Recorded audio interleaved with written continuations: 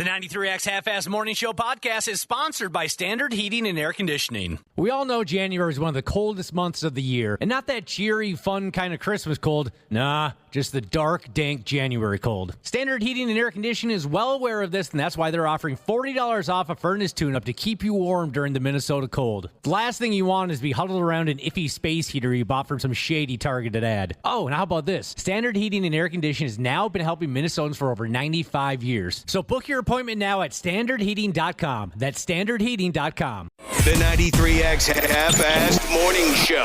93 Air.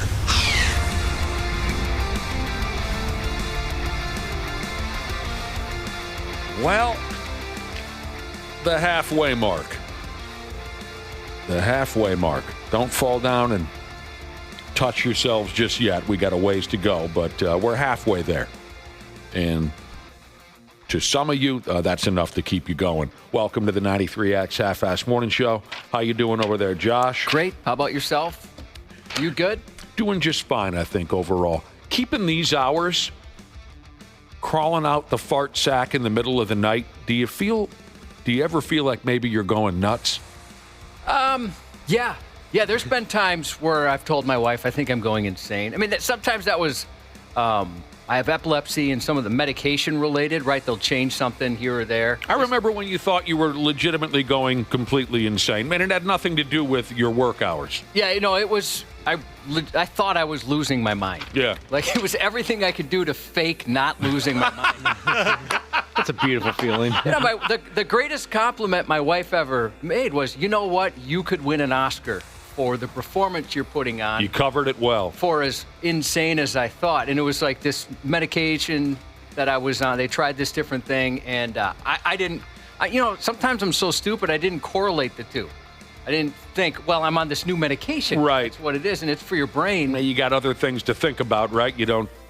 I definitely thought I was losing it. Okay, yeah. I noticed during that time period, I didn't notice much of a change in your behavior, but I did notice a physical change. Your facial expressions were different. It was the face of a psychopath. It was the eyes. Yeah. Always the eye. I'm telling you the truth. When you were going through this, I could tell by the look on your face that something wasn't right. Here's why I'm asking you about it. Well, first off, I think 30-some years of getting up in the middle of the night, I think it's taken more of a physical toll on me than mentally. Yeah, you read these studies all the time, right? That your body's, you're not made for that. You might look older than you are. I'm not saying you, because that's not true. No, I hear what you're saying. Just the people that have this particular schedule. If you're listening live right now, you understand. Right.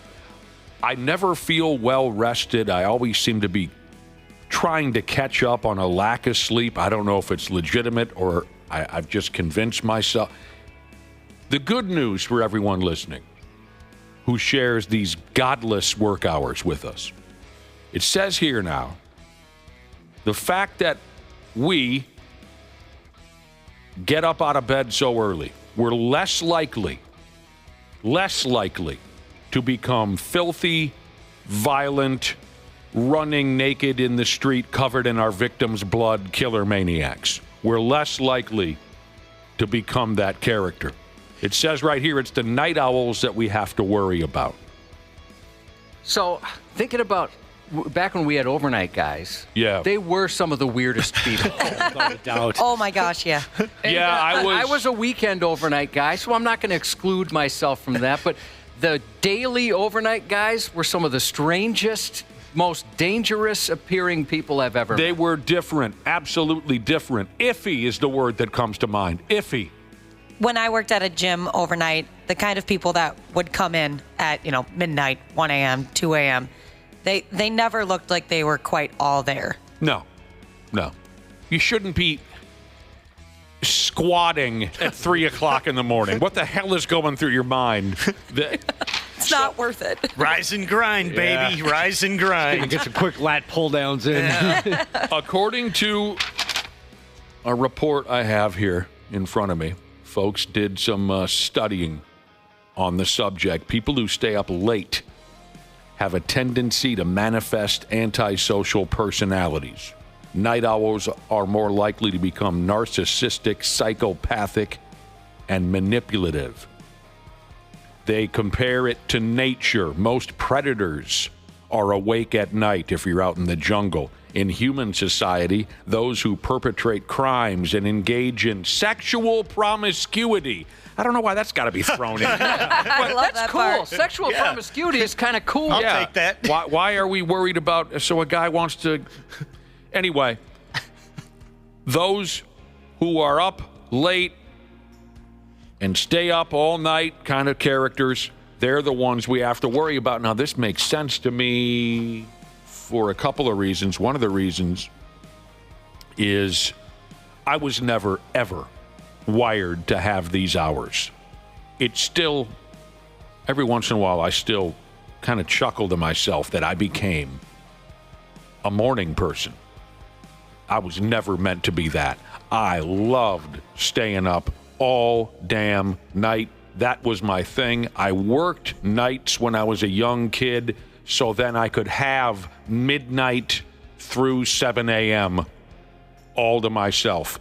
And I remember those days. I was young, and there was nothing available to me aside from a television with 5 channels. Now, if I was a young person today and I was a night owl, I'd probably end up being one of those internet predator friggin' crazy people. I'd probably end up crawling in bedroom windows, but during the time when I was a night owl, there was very little trouble to get into, really, aside from...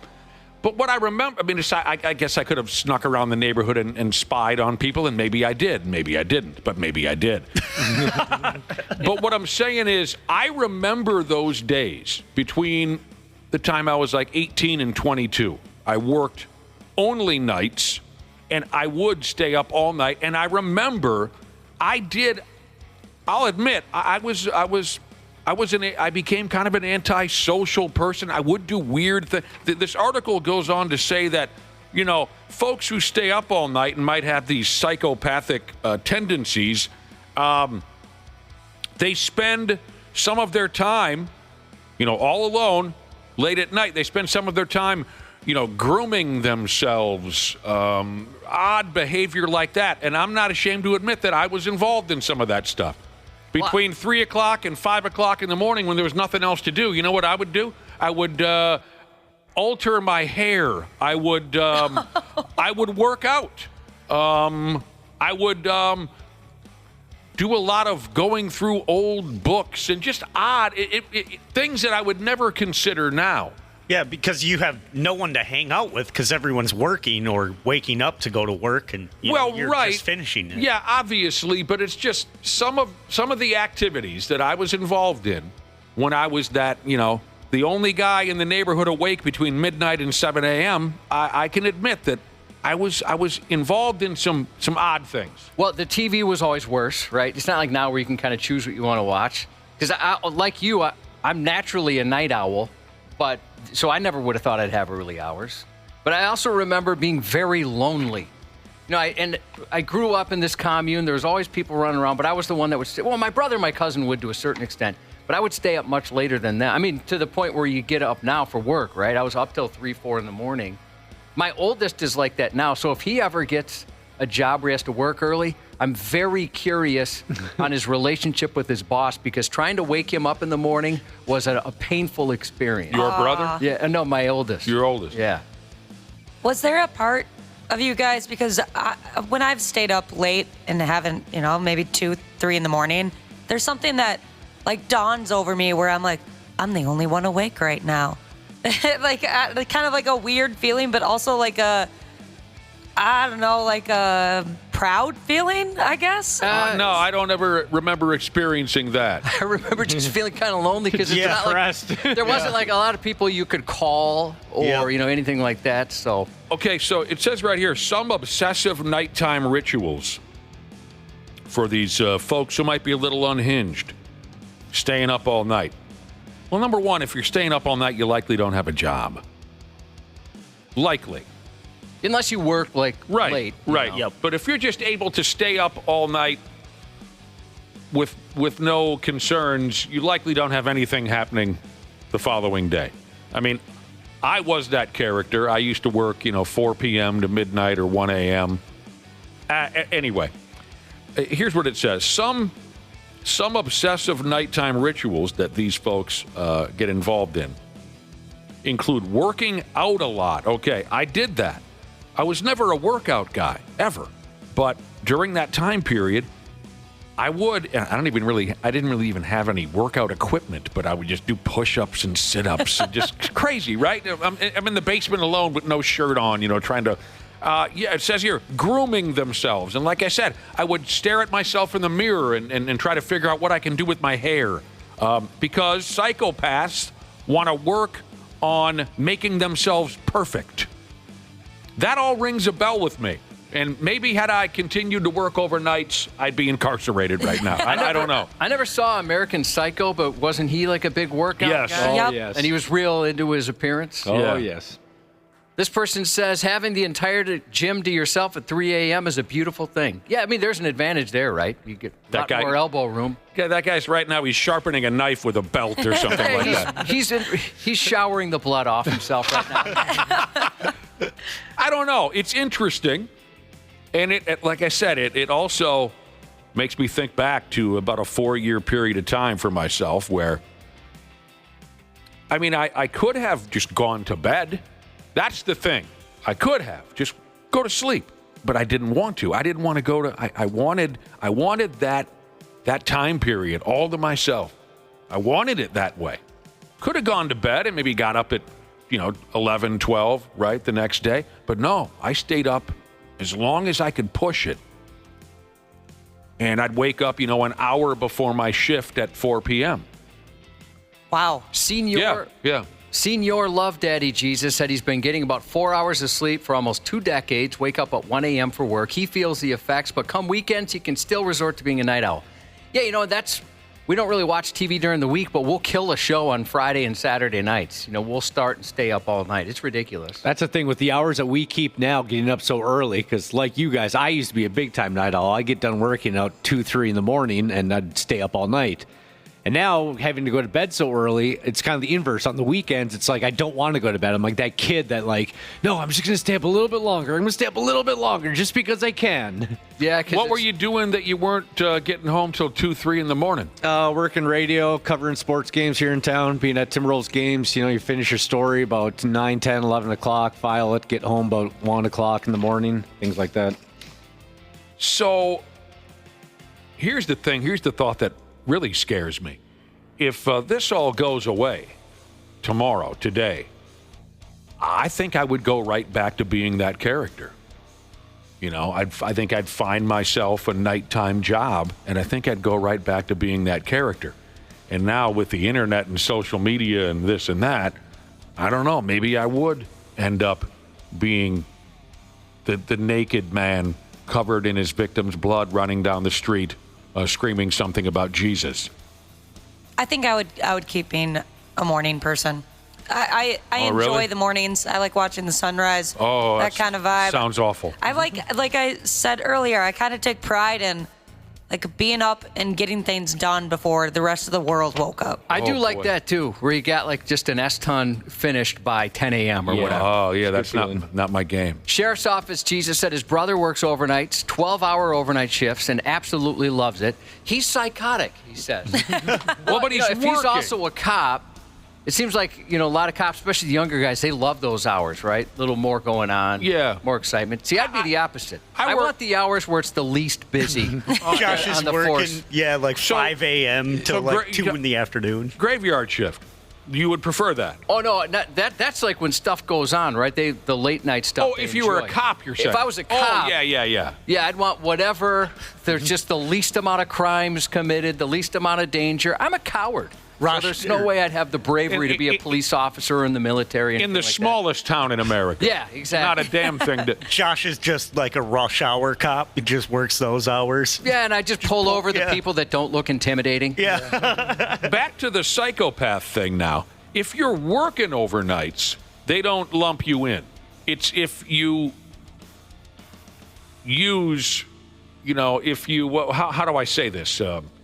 if the bulk of your free time is in the dead of the night and you know, all alone kind of a thing. So don't think that you've got a problem if you're a graveyard shifter. I mean, although I'm sure that takes a toll on you one way or the other, this is more focused on the folks who just, you know, between 11 p.m. and 7 a.m., they're just... When I worked at UPS, I worked overnights. I loved it.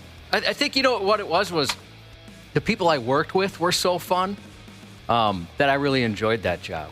That makes a big I got my ass kicked. Yep. That was so much more difficult than I thought it was going to. Not that I thought it was going to be a breeze. I knew it would be exercise, but I was in the shape of my life, and I thought, I can handle this. My God, that was tough. I didn't last too long. They also say here now, if you watch a lot of true crime documentaries to unwind, you might be on the verge of a killing spree. If you watch true crime documentaries to unwind specifically is how they put it. I love doing that. I know a lot of people that do that. I also had a long stretch of time. You guys know that once this nightmare is over, I go straight home. I bury myself in the favorite foods for an 8-year-old. And then I nap for 3 hours. But before I fall asleep, I'll watch a little television programming. And for a long stretch of time, it was murder programs. Shows like Signs of a Psychopath. And you've seen all these shows. Murder investigations. I haven't been dialed into it lately. To be totally honest with you, I've found a new thing. Not that it's new. It's from 50 years ago. I've been watching Good Times a lot before I fall asleep now because I love Good Times. That sounds more wholesome. Yeah, sometimes like those nostalgic comedies especially, they put you in a great mood. That's a great way to unwind. Oh, yeah, but I was dialed into the true crime stuff for a while. And yes, technically, that was my time to unwind. But I don't think it was a sign of any unresolved emotional issues or anything like that. I was just entertained by it. But they say here, if you watch that kind of stuff to unwind or relax, you might be pretty unhinged. It's a red flag for unresolved emotional issues. Again, for my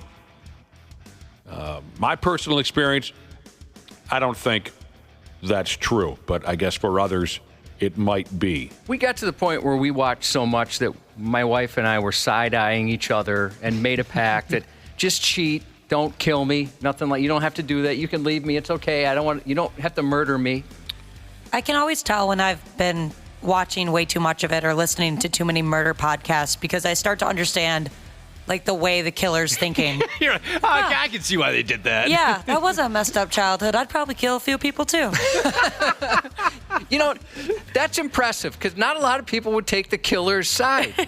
You see the silver lining. All right, now I can relate to this a little bit, Ashley.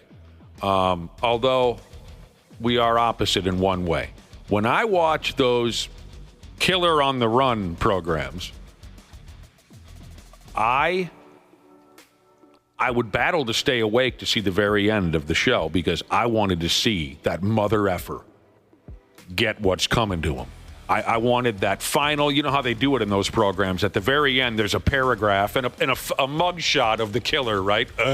Looking like a moron. Yep. And there's a paragraph that says, Donnie McRonnie was sentenced to 3,000 years in prison, and 3 months into it, a fellow inmate cut his penis off and stabbed him to death. I want to see that. I want to see that. I needed that closure. But, so that's real life stuff. You rooted for the bad guy in real life stuff. That worries me. Yeah, it does. I root for the bad guy in movies, though. I do. I get that. In movies, yeah. I love darkness. I love evil to win out in a movie, not in real life.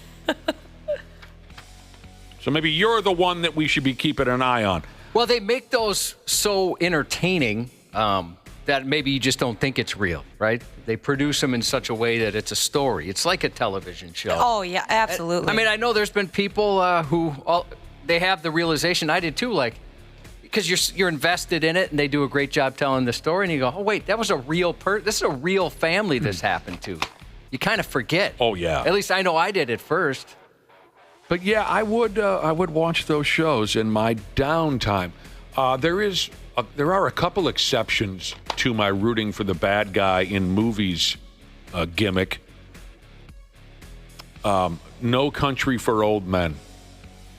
I'm still pissed off that bad guy didn't get shot 6,000 times in the face.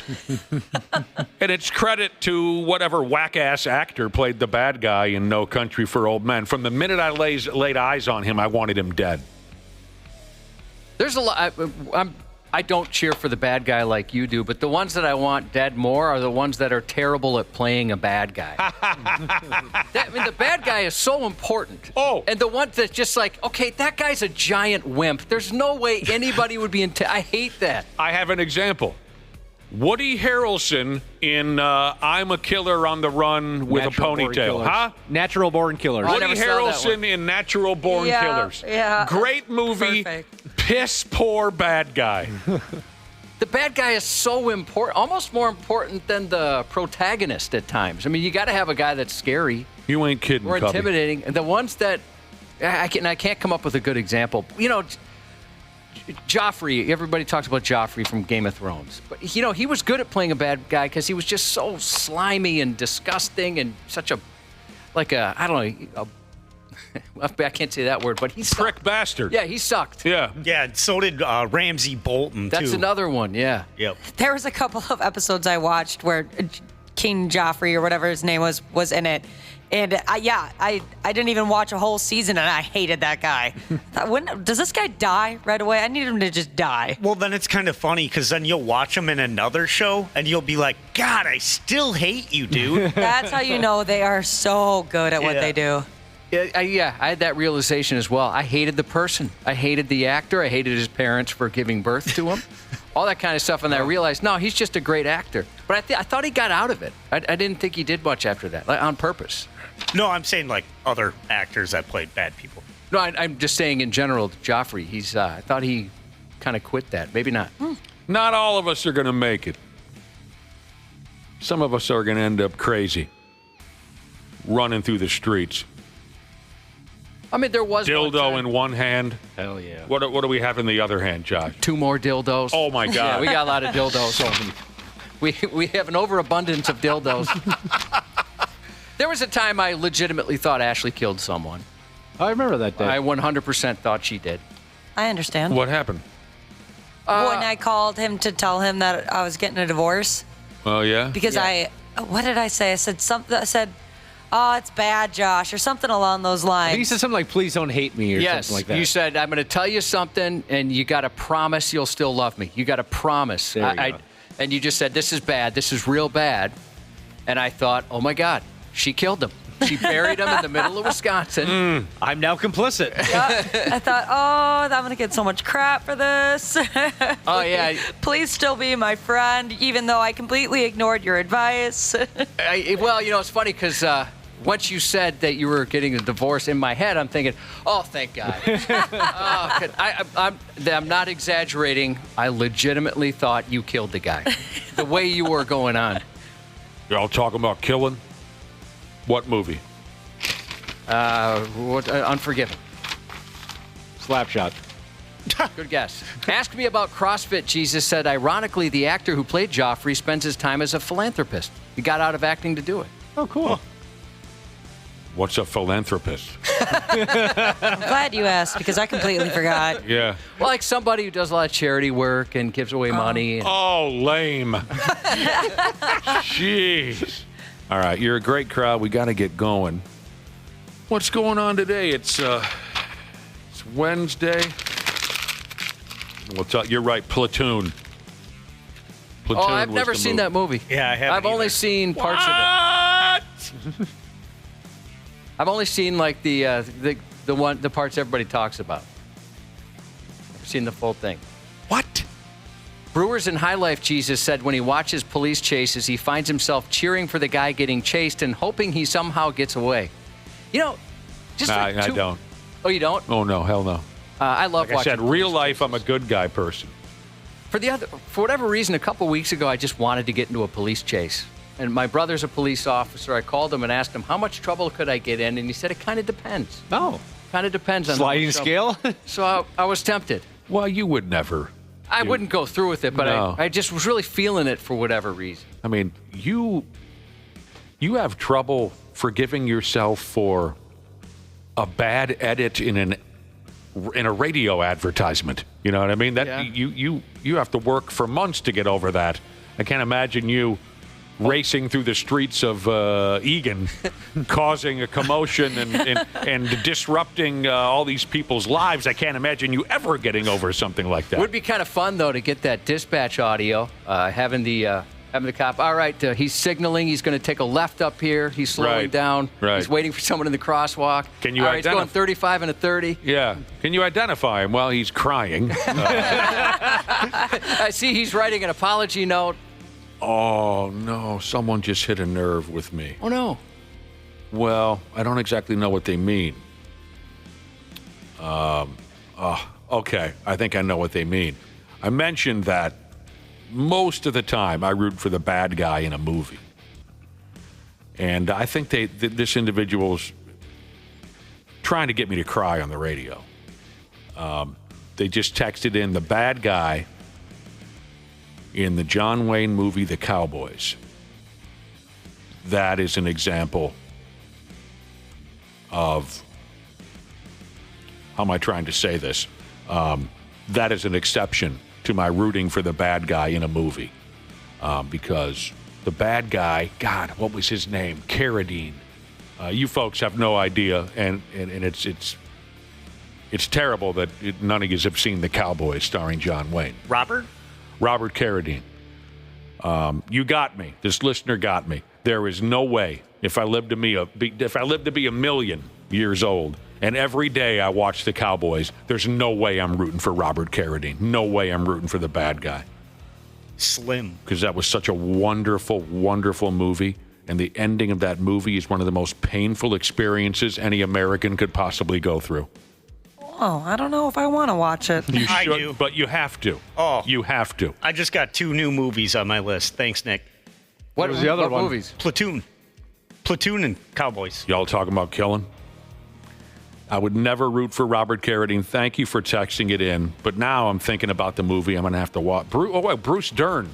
Bruce Dern was the bad guy in The Cowboys. It's a long time ago. Either one. Robert Carradine, Bruce Dern. I hated the prick bastard. All right, what happened? Did I bring something up that only me and like 5 other people can relate to? Well, Probably. Is that what happened? I'd be so proud of you, Walpole, if you went and watched The Cowboys. But be prepared for pain. I do love Western movies. Deep, deep emotional pain. I'll do it. We'll be right back. he's not going to do it. He will. I'm I guarantee definitely going to do it. No, he's not. There's a douchiness to them. The 93X Half-Assed Morning Show. Dana here for Standard Heating and Air Conditioning. We all know January is one of the coldest months of the year, and not that cheery, fun kind of Christmas cold. Nah, just the dark, dank January cold. Standard Heating and Air Conditioning is well aware of this, and that's why they're offering $40 off a furnace tune-up to keep you warm during the Minnesota cold. The last thing you want is to be huddled around an iffy space heater you bought from some shady targeted ad. Oh, and how about this? Standard Heating and Air Conditioning has now been helping Minnesotans for over 95 years. So book your appointment now at standardheating.com. That's standardheating.com. This episode is brought to you by Progressive Insurance. You chose to hit play on this podcast today. Smart choice. Progressive loves to help people make smart choices. That's why they offer a tool called Auto Quote Explorer that allows you to compare your Progressive car insurance quote with rates from other companies. So you save time on the research and can enjoy savings when you choose the best rate for you. Give it a try after this episode at Progressive.com. Progressive Casualty Insurance Company and Affiliates. Not available in all states or situations. Prices vary based on how you buy. Hey there, I'm Paula Pan, host of the Afford Anything podcast. I help people make the smartest money decisions possible. How should that money get invested? Why value? Why not growth? We're going to answer all of these questions. All of them? All of them! From investing strategies And the thing about tariffs. to economic trends and beyond. In one episode. In one episode. Can you believe it? I gotta ask for a raise. What's 5% of zero? Oh, crap. Afford Anything. Follow and listen on your favorite platform. Stupid news on the Half-Assed Morning Show. I'm proud of you. All of you. Every man wants his children to be better than he was. Well, you are. I'm worthless now. A listener brought up the 1972 John Wayne movie, The Cowboys. Now it's all I can think about. I'm a mess over here. Bruce Dern. We talked about it a few minutes ago. Bruce Dern. Incredibly hateable bad guy in that movie. Of course, John Wayne is John Wayne. Wonderful. Robert Carradine. That name came up, too. He played one of the young cowboys. And then, okay, so the movie came out in 1972, Josh. 12 years later, Robert Carradine played Lewis in Revenge of the Nerds. Oh. Yeah. Oh, yeah, that was Robert Carradine. Right. Yeah. Right. Whatever, I was thinking David. No, he that was the Kung Fu guy. Yeah, Robert Carradine. And he played the character Slim in The Cowboys. So, wait a minute. The Revenge of the Nerds guy was a bad guy? No. We had that confused earlier. We had the actors' names confused. Oh, okay. In The Cowboys, Robert Carradine plays one of the good kids, the Cowboys. Oh, okay, I could see that. 12 years later, he's Lewis in Revenge of the Nerds. Did he do the same laugh in The Cowboys? Yes, he did. Did he? Yeah, he did. It seems like a strange choice. And he had a pal named Booger. Yeah, Boy, Booger, he could burp, couldn't he? Yeah. Mr. Neilinger says, you're going to get yourselves killed. And Robert Carradine's character, Slim, he rolls that revolver over, and he says, we're going to finish the job. Find that on YouTube if you can. If you haven't seen the movie The Cowboys and you consider yourself an American, you watch that movie today. See if you can find that finish the job on you. Josh, you're a near 50-year-old man now. Getting there, yeah. You've seen some things, good and bad. Would you agree if I said that although the threat has been hanging over our heads for decades, the closest we've come to World War III was the Balboa-Drago heavyweight title fight Christmas Day, 1985. Those were scary times. Mm-hmm. I thought for sure that was it. Right. I mean, they were at the time, they're teaching us, you got to survive this nuclear holocaust. Just put your head between your legs and hide under a desk. Yeah, just a little rickety wooden desk. That'll save you. And it seemed unlikely, but I did think Rocky Balboa could stave off World War III. Balboa, Drago, I think that's the closest we've come to World War. Even the announcer in there somewhere says, you better hang on to something. It's get ready for World War III. Well, the Doomsday Clock, it's making news because it just got to 89 seconds, which they're saying is the closest it's ever been. Tell me about seconds to midnight. Tell me about the Doomsday Clock. Supposedly an indicator as to how close we are to the brink of extinction. Where can I see this? Where is this located? I've got one on my smartwatch. And it says what currently? 89 seconds. We are right now 89 seconds away from the end of the world? 89 or 90. I've seen 2 stories on it. Wow. Oh, we had a good That's run. something. Okay. The Doomsday Clock. Holler at me if it changes during the stupid news here? Yeah. Apparently, we all narrowly avoided an international incident just a few days ago that could have turned into something significant, horrible, and significant. And the source of the problem ended up being absolutely ridiculous. According to a report out of the United Stupid Kingdom, there was a misunderstanding involving British nuclear submarines that almost turned into a show. Okay? We were on the brink of World War III. It says here the UK Navy was scanning for sounds of enemy activity underwater. Boy, it sounds like a hell of a deal. They were scanning for sounds of enemy activity underwater, and they thought they heard Russian drone subs. They heard the same sound at least twice, and they were freaking smooth out. They thought Russia was dropping listening devices onto the ocean floor to track Britain's nuclear subs. I just want to go on record by saying I have no idea what I'm talking about. But it's very serious stuff here. They hear these sounds a couple of times, the UK Navy. They think the Russians are up to something shady, which they usually are, trying to track Britain's nuclear subs. But after analyzing the sounds a little deeper, and I love that they wanted to be sure about this, they now think it might have been something else. Now the British Navy says, we're not so sure it was the Russians acting all uppity. Now they say it might have just been whale farts. What? It's my favorite kind. Probably not the first time Russia's been compared to a fart. Right. Whale farts. I bet whales can really bring it. Oh, you're not kidding. Now, whale farts have been mistaken for enemy subs before. A source in the military over there, United Kingdom military, British, whatever the hell they call themselves, a source over there said they're still studying these sounds that they heard and taking it very seriously. But they currently think it was just a whale with a sour stomach. F me running. It'd be pretty cool to be that whale, wouldn't it? You'd have bragging rights amongst the whales. I almost started World War III with that one. Yeah. Yeah, enchilada night got out of hand, and I almost caused a global disaster. I'm not much of a fart humor guy. However, just once in my life, I would like to drop ass with so much ferocity that it's mistaken for an act of war. Is there any way we can find the actual sounds? There's got to be some hippy-dippy website that has audio of an underwater whale fart. I really am interested in. I can try. Of course, in my mind, I'm hearing just something absolutely colossal, but I don't know.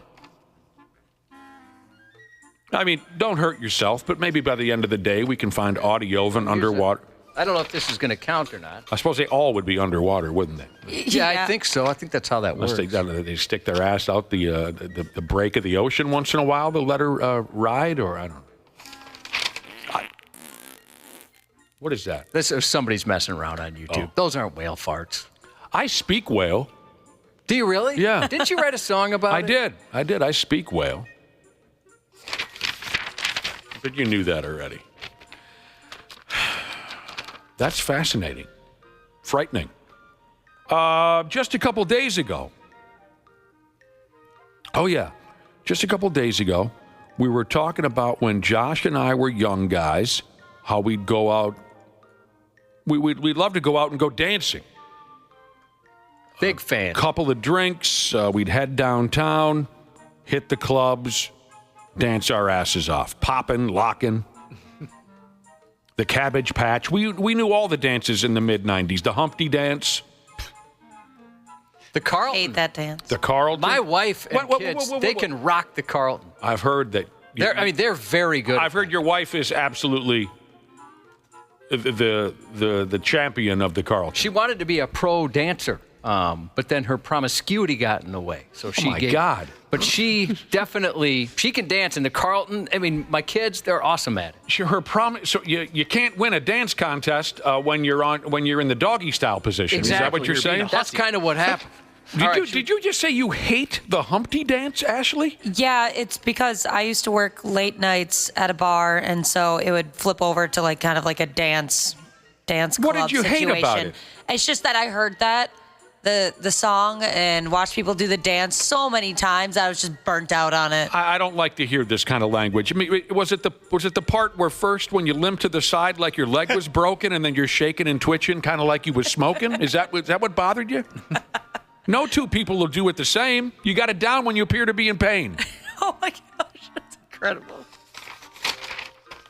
Never met anybody who hated the Humpty dance. I just got burnt out on it, man. It's not my fault. It's all the drunks' fault.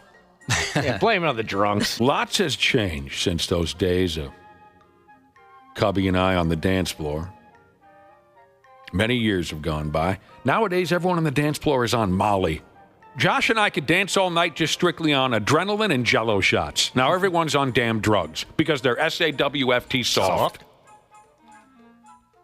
Check this idiot out right here. A dude who happens to be a cop in the southern United States. He got himself arrested. He was caught with 50 ecstasy pills. Wow. I mean, is that enough to get the job done? Oh, I would hope that's all to share. Or I'm sure he's going to partake a little bit too, but. Ooh. He got caught with 50 pills on him, and by God, it was what folks call Molly or ecstasy. And this is wonderful. This effing dork was trying to board a cruise ship that was set to host a dance party. I can only picture in my head how hard of a beating my friends would give me if I told them I was going to jail for trying to sneak drugs into a dance party on a cruise ship. That's so dorky, it's hilarious. Yeah, all of a sudden I've kind of wanted to take a cruise. I think the commercials have gotten me. But yeah, I don't want to go on the dance one. I'm not interested in that. Is there a theme cruise you'd want to go on? No, I don't really know a ton about them. Some of them just look pretty cool. My wife wants to go on this like a hip hop one. That's pretty popular, I guess. Of course. You would be so out of place. Oh, I don't think I'll go. Josh is standing there holding her purse. Yeah. Nah, she'll go. You know, remember the promiscuity? She'll go for that. Yeah, true. Yeah, I agree. Former baggage handling Jesus. Ashley not showing a lot of respect to the memory of Shock G. I'm sorry. Back to this story of the guy who gets caught. He's a cop. He gets caught with 50 friggin' Molly ecstasy pills on him as he's trying to board a dance party on a cruise ship. Now, the cops already had an eye on this nerd before the cruise ship incident. He was under suspicion for a while. He's a 36-year-old effing guy by the name of Francisco Mello. He's been a cop for 6 years. Well, that's all over now. Cops received a tip that maybe Francisco was selling pills with his free time. An informant told the police that Francisco was headed for the cruise ship dance party. So they pinched him as he was pulling his car into the parking lot. He was all ready to dance. He had on his best clothes, lots of cologne. Collar was popped. You were a popped collar guy, Dana, right? No. I thought you were. I thought you said that in the past. No, I was definitely puka shells. I was definitely visor spiked through hair, or my hair spiked through a backwards visor, but never popped the collar.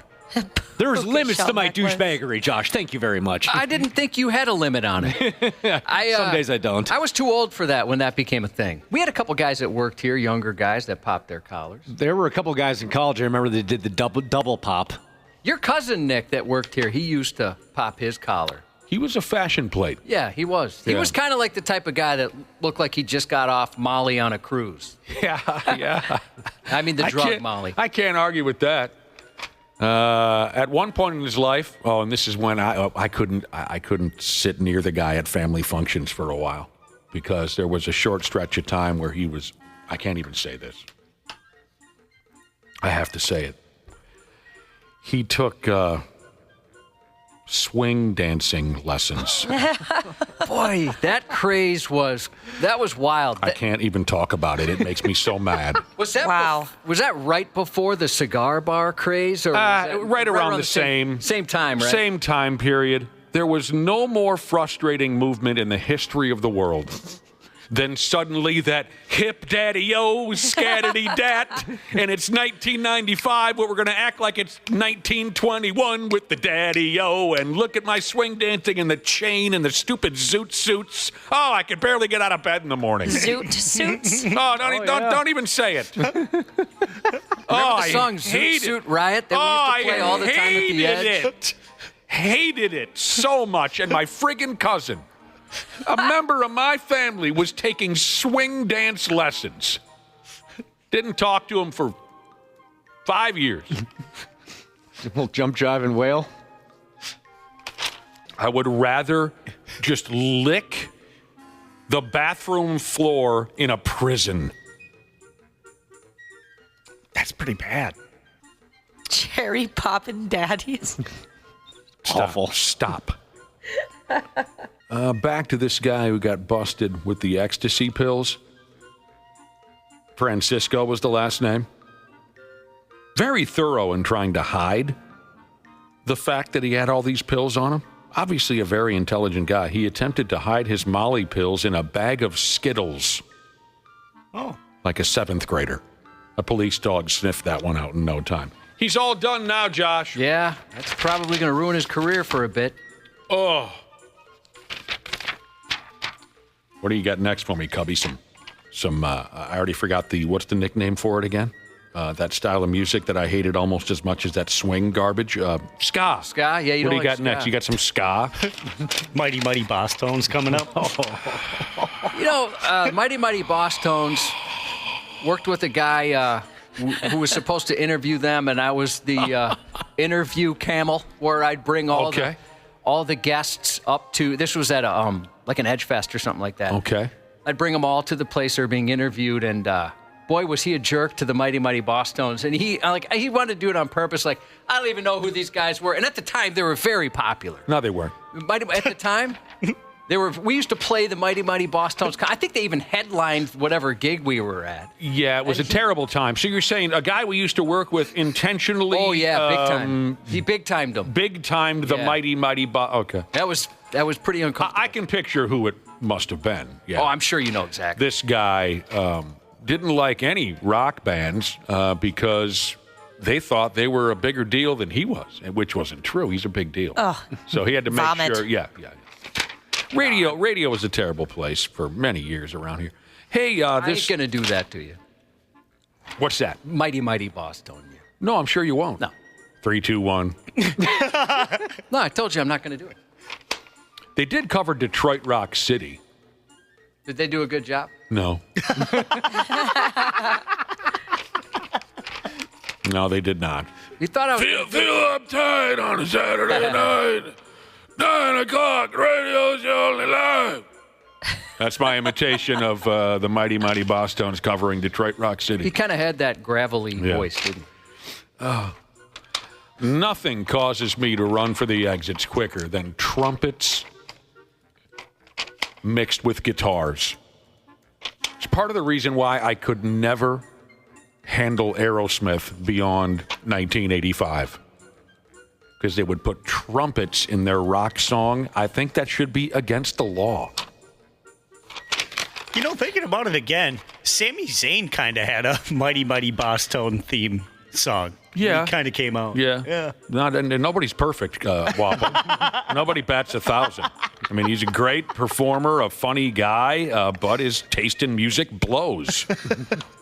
This kind of reminds me of that effing dummy that plays for the Vikings, a 28-year-old dude in Connecticut called Logan something or another. He was pulled over yesterday morning. Cops spotted him going 130 miles per hour. And when the cops talked to him, it was obvious he'd had a few drinks. And here's the punchline. A cop asked this Logan why he was driving like a dangerous lunatic, and he said he was rushing home so he could see his kitty. Actually, I could see you driving a little faster for missing your dogs.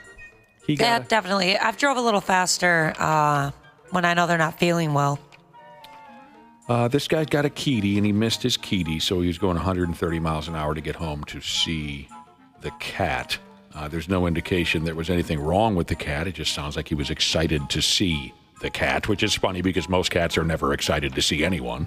His cat probably never even knew he was gone. That's so true. It's one of the things that I love about cats. They couldn't care less if we live or die.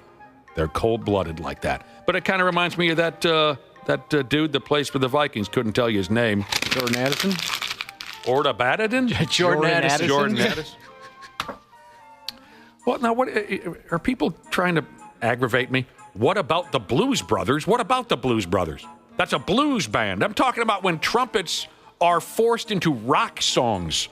CNC lathe machinist guy, don't ever compare the Blues Brothers to friggin' ska music. You know better than that. You're a grown man. Maybe it was a weak moment for him. Everybody has weak moments. A learning experience. Okay. All right. We've gotten to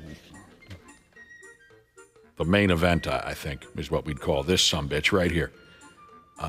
Here's a guy who is severely mentally ill, or he was dying for online attention, and he finally found the right mix of content to achieve that attention. Maybe it's both. It all amounts to another example of how radically different people have become. I can barely comprehend what I'm saying here because it's just so bizarre. The story focuses on a guy by the name of Brian Johnson, apparently some millionaire CEO type of a character. Word is he has gained notoriety online in the past through his numerous failed attempts to achieve eternal youth. Okay? So he's one of those wackos. I'm familiar with the type. They're online 24 hours a day talking about if you eat, baby birds and cover your body in lamp oil, that you'll look like you're 18 until you die. That kind of, okay, everyone's familiar. According to the story, one of the ways this Brian Johnson guy has attempted to achieve eternal youth was to inject himself with the blood of his teenage son. That's insane. A little bit. He had hoped, Cubby, that the plasma donated by his then 17-year-old son would stave off the effects of aging. It didn't. It didn't. And by the way, online during this blood ritual the guy was involved in, he referred to his son as Blood Boy. So he has not a lot of originality either here, this guy. He exists to keep him young, that's it. Right. So, okay. Dinkus, this Brian Johnson, he had to push things further. He didn't get enough attention from that silliness. He's not given up just yet. Now he's gone ahead and said that he and his son are engaging in some kind of insane boner competition. Yuck. Father-son comparing boners. I like to think I have not right. Good relationship with my sons, but we're not at the boner competition level yet. No. Not going to have a boner off? No, we're never going to have a boner competition, but if we did, I'd win. I'd win that son of a bitch. They don't got a chance against me. So this guy went over to Twitter. I guess, again, I'm having a hard time comprehending what I'm reading. But I believe this guy jumped up on Twitter where everyone can sign in or whatever the term is and see what he's up to. He announced that he literally measures his hard-on versus his son's. That's so gross. The two of them compare their number of erections in a day, how long their erections last. They gauge erection quality, whatever in God's name that means. I mean, don't you think this is child abuse? Yes. 100%. Yes, My I God, do. how is he not in trouble? This is either the stupidest attempt to be an internet star, or this guy is a dangerous, abusive maniac. Now, the kid who was given the name Talmage, that's not a real name. Talmage. Talmage? Okay. How could you not be worried about this kid? Yeah. I mean, that's nasty. No kid should have to be involved in such madness. Now, he's been quoted. The kid has been quoted here in the story. And the kid says, "I'm grateful for the way my dad has raised me." Look, kid, blink twice if you're in trouble. That's what it is. He's reading a prepared statement. Oh my gosh. Folks online are coming. That poor kid going to school, and like hearing it from his buddies. Can you imagine that? Never in a million years, Cubby. Folks online are coming undone over this madness. One Twitter character said, I have a feeling this won't even crack the top 10 most disturbing chapters in your son's inevitable autobiography. Yeah, I agree. So, apparently, if you want to learn more about this horror show, there's a Netflix documentary out there, Summers, called Don't Die, The Man Who Wants to Live Forever, all about this Brian Johnson effing lunatic. Maybe it's all for show.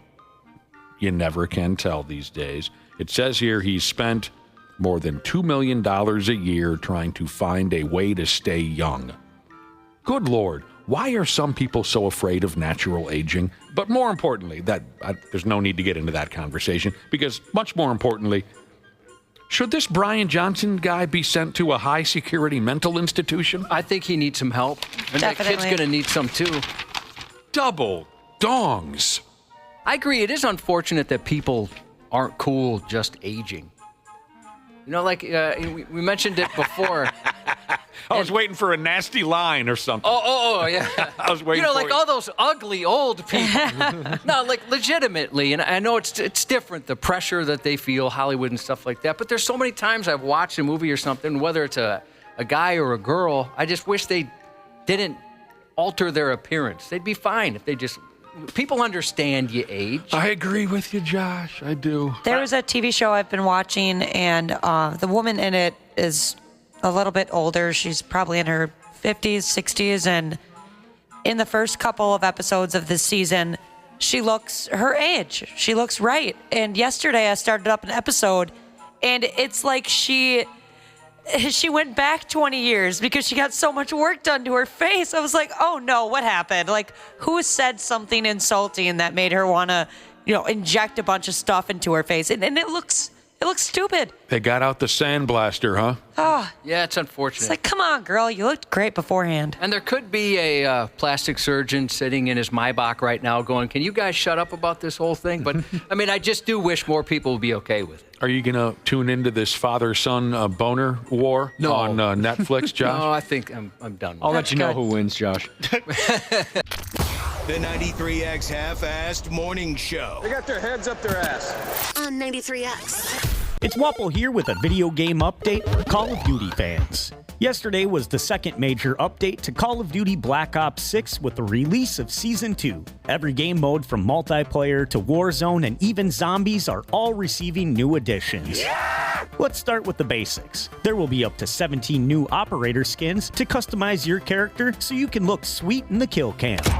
There's going to be up to 6 new weapons and over 30 new blueprints to customize your gun. You'll also be able to choose from a pile of calling cards, emotes, and finishing moves because there will be over 100 rewards in the Season 2 Premium Battle Pass. Let's do this. Now multiplayer is getting 4 brand new maps and 1 that's returning from Black Ops 2. The new maps are Bounty, Dealership, Lifeline, and Bullet will be available mid-season. The returning map from Black Ops 2 is Grind, which of course is a skate park. Don't forget about the new Zombies map, Tomb. This map follows characters Weaver, Maya, Carver, and Gray as they search for the ancient catacombs. A couple of the events planned for this Battle Pass is the Terminator event, I'm a Terminator, Shadow Hunt, and the St. Patrick's Day Clover Craze, which will be coming sometime in March. Stay tuned every Wednesday because we'll update you on all your video game news. Sports on the 93X Half-Assed Morning Show. There's a very low percentage of this that is smiles and glory holes. Very low percentage. All right, so smiles Jerry Jones. And glory holes. That's Jerry Jones, the owner of the Cowboys, Dallas Cowboys, NFL franchise. Apparently he compared owning the Cowboys to a glory hole. What was he? What did he mean to say? Is that like an old timer thing, or? Yeah, it must be. No one's really able to figure out what he was trying to say. What did he say? There's little involved in owning the Cowboys that is all smiles and glory holes. There's a very low percentage of this that is smiles and glory holes. Very low percentage. That's one of the weirdest comments I've ever heard in my life. Do you think like a disgruntled intern wrote that for him and he's just reading that?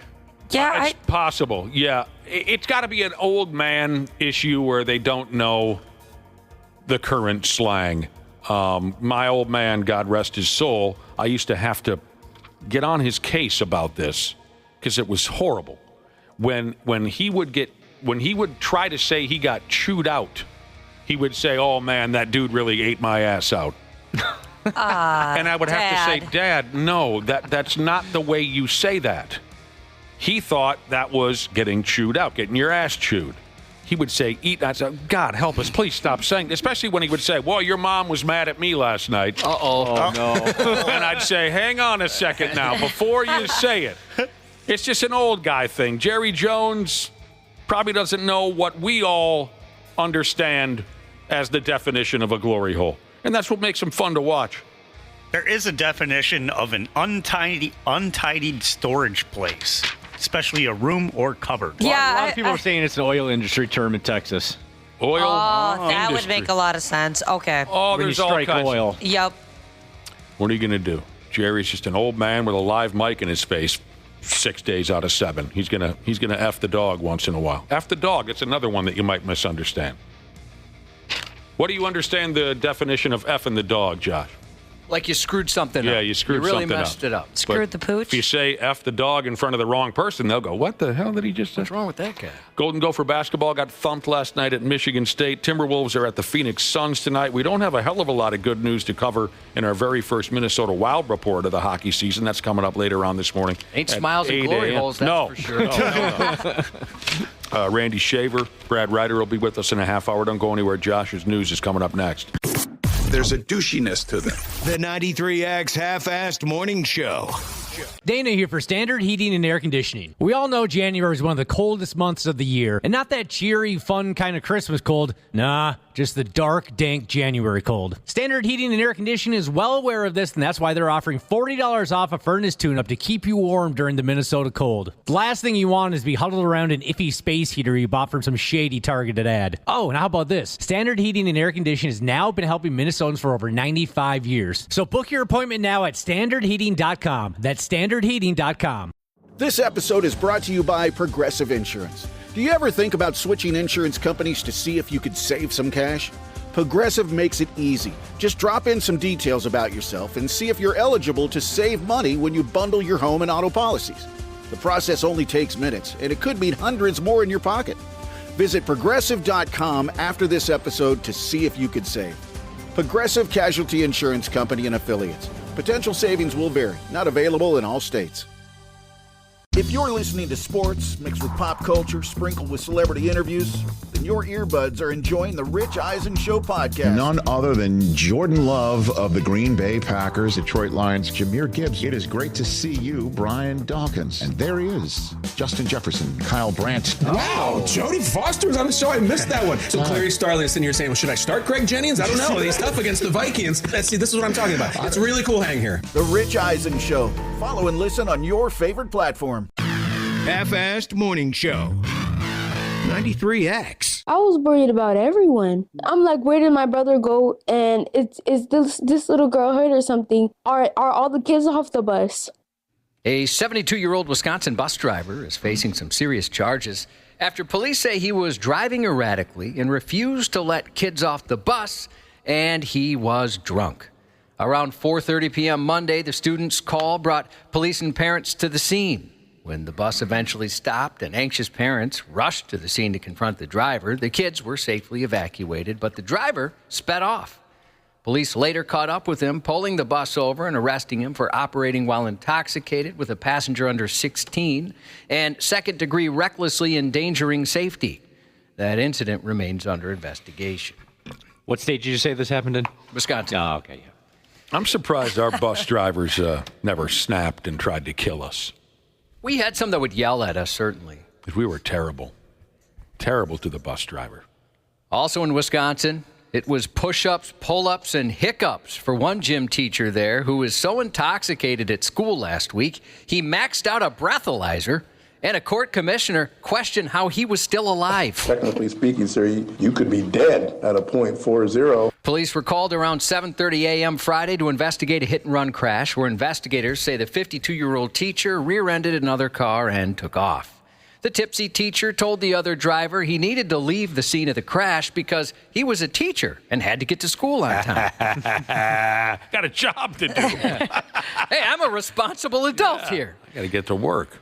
The crash victim took a picture of the teacher's license plate, and when police arrived at the middle school in Waukesha, they found his Jeep smashed in the parking lot, and it was smashed.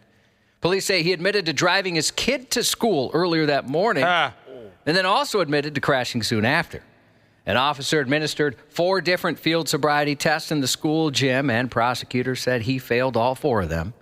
The school's principal asked police to search the gym teacher's office, where they found alcohol.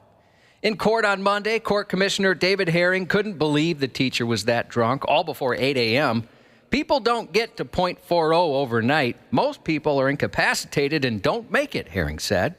The prosecutor noted the meter said he was above a .4, which is where it maxes out. The school district said it's an ongoing personnel matter and declined to comment. Well, he must have been slugging Windex or something. Yeah, he was hammered. It was on this day in drunk driving history, January 29th, 2014. More than 100,000 people signed a petition to deport Canadian citizen Justin Bieber out of America. The campaign followed his arrest earlier in the month for drunk driving, resisting arrest, and driving without a valid license. He ended up staying. Justin Bieber, the pop singer, he at one point or another, he got a D-dub? He did. He was in Florida, got a D-dub, fought with cops. Oh, really? Yeah, he went through it for a little bit there. Americans. Oh, most child stars do, right, Josh? They do. Yeah, that's the stereotype. Gosh, and it seems to be accurate in a lot of cases. You loved him a lot, huh? Yeah, oh yeah, Bieber fever. I remember going to... Oh, and I actually... I'm so lame. When I was a younger child, my brother took me to his concert, and you get like all these...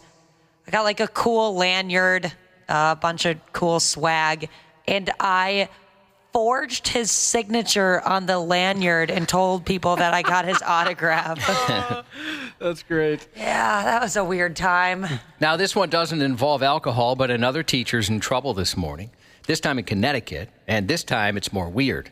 A private school teacher there has been placed on leave for tickling students. Oh, sure. In a message to families, the school said 46-year-old Nicholas Riccardi was placed on leave immediately after the incident, and the Department of Children and Families was informed. Following that investigation, the teacher returned to school with the understanding no more tickling. It's unacceptable. But another incident was reported shortly afterwards, and the school placed Riccardi on leave again, notified the Department of Children and Families again, who opened an investigation again. This time, police were also notified. They took the tickling teacher into custody and charged him with a count of risk of injury to or impairing the morals of a child, and 1 count of breach of peace in the 2nd degree. The letter to parents went on to say, quote, "To the best of our knowledge, tickling on the student's abdomen was the full extent of the reported behavior. We have no knowledge or evidence of anything beyond that." That is weird. Police say the investigation remains ongoing. Well, maybe it was innocent, but let's just keep our hands to ourselves next time, you know what I'm saying? Yeah, you can make that argument for the first time, but after the investigation, everyone says, hey, this is really inappropriate, and then within a couple weeks, he decides, I'm going to keep doing this. I worked with a tickler. It was very unsettling.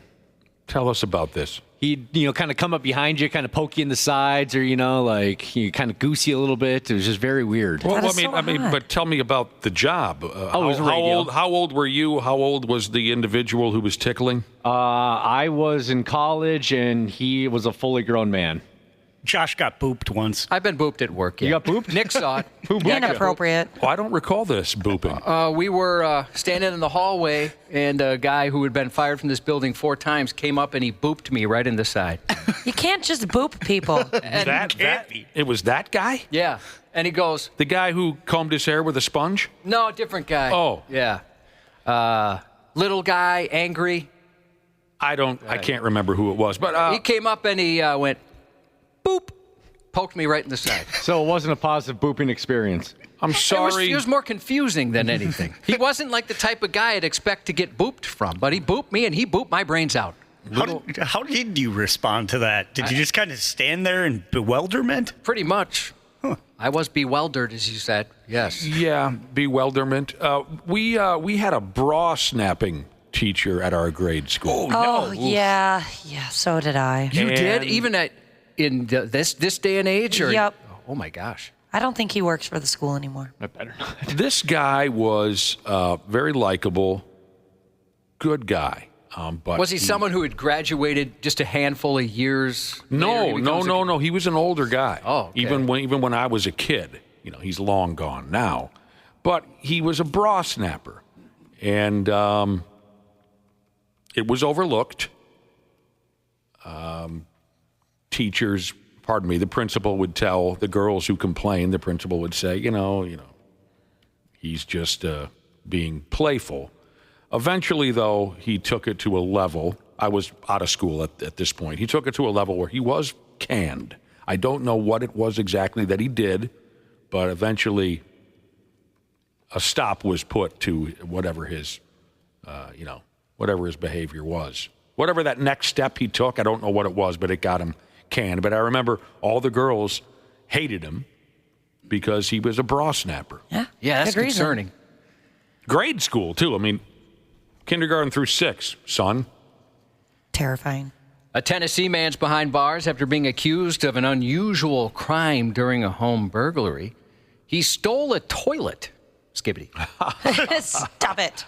1 week ago today, police responded to a burglary report at a local residence. Investigators say 40-year-old Rodriguez Wilborn broke into the home and made off with a brand new toilet still in the box. What in the living hell? Realizing he'd been spotted mid-heist, he reportedly panicked. He attempted to return the stolen toilet, dragging it back toward the house, but he abandoned it in the middle of the street and jumped a fence. So why in the first place would a guy steal a toilet? I guess he wanted to save a couple bucks. I don't know. Or maybe just he thought he was being funny. Toilets aren't cheap. His getaway didn't last long. Officers caught up with him in a nearby intersection and took him into custody. When questioned, he admitted to forcing open the door and stealing the toilet. Yeah, I'd be exhausted, I bet, at the end of that process. A city employee's ordinary workday went to crap Monday morning when an exploding toilet left them injured inside a building that houses the Pittsburgh mayor's office. And I notice every crooked shutter and every dripping faucet. I'm afraid to do an in-depth look at all of our facilities because I'm afraid of what I will find. Yes, it's in great disrepair, this building, they said. The incident unfolded in one of the city's aging municipal buildings, highlighting ongoing concerns about its deteriorating infrastructure.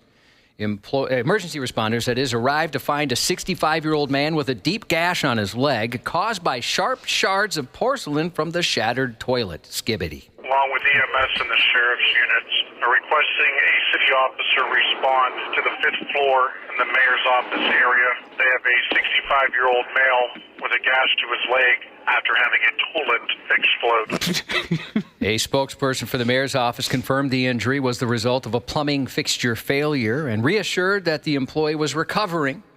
Critics say they've long been reporting some severe neglect, peeling paint, broken urinals, moldy water fountains, and malfunctioning elevators. Just a few of the things that have been documented as far as issues go. A video of the aftermath revealed jagged edges of the shattered tank, a stark reminder of the state of some of the city-owned buildings in that area. I've never been witness to an exploding toilet. It sounds like a good amount of laughs, really. Yeah. I mean, I bet the guy thinks it's, now that he's okay, I think that's pretty funny. A toilet blew up. A toilet blowing up around here would make a lot of sense, I think. It's a bit there's some disrepair going on. You're right. A museum commemorating victims of a 19th century flood in Pennsylvania has temporarily closed due to flooding, of all things. A water leak from recent extreme cold flooded the facility this week, leaving the Flood Museum waterlogged and drowning in irony. Fortunately for patrons, the Johnstown Flood Museum shared on social media nothing of historical significance was affected by the interior flooding, but it's going to be closed indefinitely. Well, damn. According to museum officials, a valve failure on the building's 3rd floor caused water to pour through the walls, damaging carpets, drywall, and ceiling tiles. The museum serves as a memorial to the Great Johnstown Flood of May 31st, 1889, a catastrophe triggered by the failure of the South Fork Dam after days of relentless rain. The resulting torrent unleashed 20 million tons of water, devastating the region. Well, I don't think I'm going to be able to doggy paddle my way out of that. No, it was a terrible disaster. It took over 2,000 lives, 99 entire families, and about 400 kids. F me sideways. They found bodies as far away as Cincinnati, Ohio, and some as late as 1911. Again, this happened in 1889. In addition to that famous 1889 flood, Johnstown has endured major floods in 1936 and again in 1977. A 34-year-old Florida woman was arrested over the weekend after throwing a brick through her ex's window. The woman was stopped by deputies late Friday after creating a late-night symphony of banging on the front door of her ex-husband's home. Security footage showed her tossing a brick while casually recording the scene on her phone. The brick, it added a personal touch because she engraved the words "First Date, Sabrina," and then the unnamed victim, jet skiing, June 14th, 2020. The homeowner was rudely awakened by the loud crash and banging, only to find his ex outside. When police arrived, she claimed she was just trying to get in touch with her ex and only knocked on the door because he wouldn't let her in. She also insisted she lived there, which she does not. "I didn't break the window," she confidently told deputies, but the engraved brick and the abundance of video footage disagreed. As police questioned her, she repeatedly pleaded with the victim, saying, "Sugar boo, don't do this." And then topped it off with, "It wasn't me," despite the brick with her name on it. In their memory. She was arrested for criminal mischief. See that mugshot of her? Yes. She had some crazy eyes. Yes, she did. Yes, she did. A dramatic tale of heroism on the highway unraveled into an elaborate hoax as prosecutors revealed a 27-year-old New York State trooper staged his own shooting for sympathy. The trooper, who claimed to have been wounded in the line of duty on Long Island in October, is now facing criminal charges for orchestrating the entire incident. The supposed act of bravery set off a multi-state manhunt, but the only person responsible, officials say, was the trooper himself. What are you doing, man? Prosecutors allege he staged the shooting to make it appear as though he'd been attacked while checking on a disabled vehicle on a parkway. Hours before reporting the incident, he dropped .22 caliber shell casings along the highway shoulder, drove to a nearby state park, and then shot himself in the leg. Afterward, he hid the firearm at his parents' home, we'll have to come back to that, and then returned to the highway to make his false report. This resulted in a massive manhunt involving law enforcement from New York, New Jersey, and Delaware, a temporary closure of the parkway, and then widespread panic alarm. I will make clear is that the state police, we do not tolerate such conduct, especially wrongdoing when a member breaks the law. This is an egregious act that occurred that not only triggered a massive response throughout the community, but it harmed the reputation of law enforcement in general. The evidence and the absence of evidence told us everything we needed to know, said the district attorney. He went to extraordinary lengths to fabricate this crime, knowing full well the fear and chaos it would create. She speculated he was motivated by the need for sympathy, attention, and ego validation. With police and the public initially believing his story, the trooper even received public accolades after the incident. Law enforcement across Long Island celebrated his survival, held the ceremony for him when he was released from the hospital the next day, and vowed to bring the shooter, quote unquote, to justice.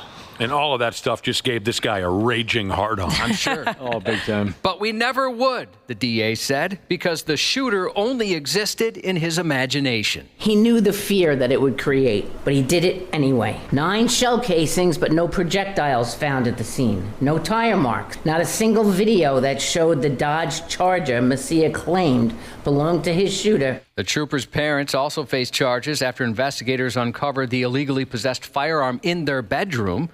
The father is a former NYPD officer, but also a convicted felon, and is prohibited from owning firearms. So it runs in the friggin' family. Yeah, it sounds that way. And so, he hides the gun there, but Dad's not supposed to have a gun. They find it. Mom and Dad are both in trouble at this point. You want to talk about one sad, pathetic sumbitch? Yeah, that is terrible. How could you ever show your face again? The popular Apple TV Plus gaming comedy Mythic Quest returns with Season 4 today, more than 2 years after the end of Season 3. This season, the team reunites under the same roof to tackle new challenges in the evolving video game industry, even testifying before Congress. The show became a big enough hit that it spun off another show called Side Quest, which debuts on Apple TV Plus March 26th. Series star Rob McElhenney is on Jimmy Kimmel tonight. It's one of those shows that I watched and I really loved, and I cannot tell you one thing about it. I kind of forget instantly, too. I really liked the first season and not as much after that. It was a little more depressing. Mm-hmm. The third season was kind of weird. Yeah. A lot of flashbacks. Yeah, I'll take your word for it. I don't remember. First season, very funny, though.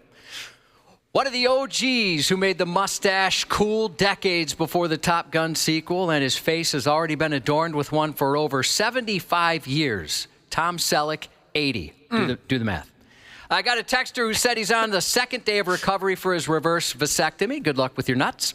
Wishing great success to broken lifted 79 Chevy Jesus taking his journeyman electrician test today. Good luck with your nuts. Happy birthday to Chandler Welder Jesus from himself and us. And that's 93X News. Randy Shaver. Got a fat ass and a bad attitude. On the Half-Assed Morning Show. Krill is going to be out for, I guess what I can describe as a lower body injury, and it'll be week to week. I'm not going to get into any specifics or anything. It's not a season-ending injury, but it just will put him on the shelf for the next little while.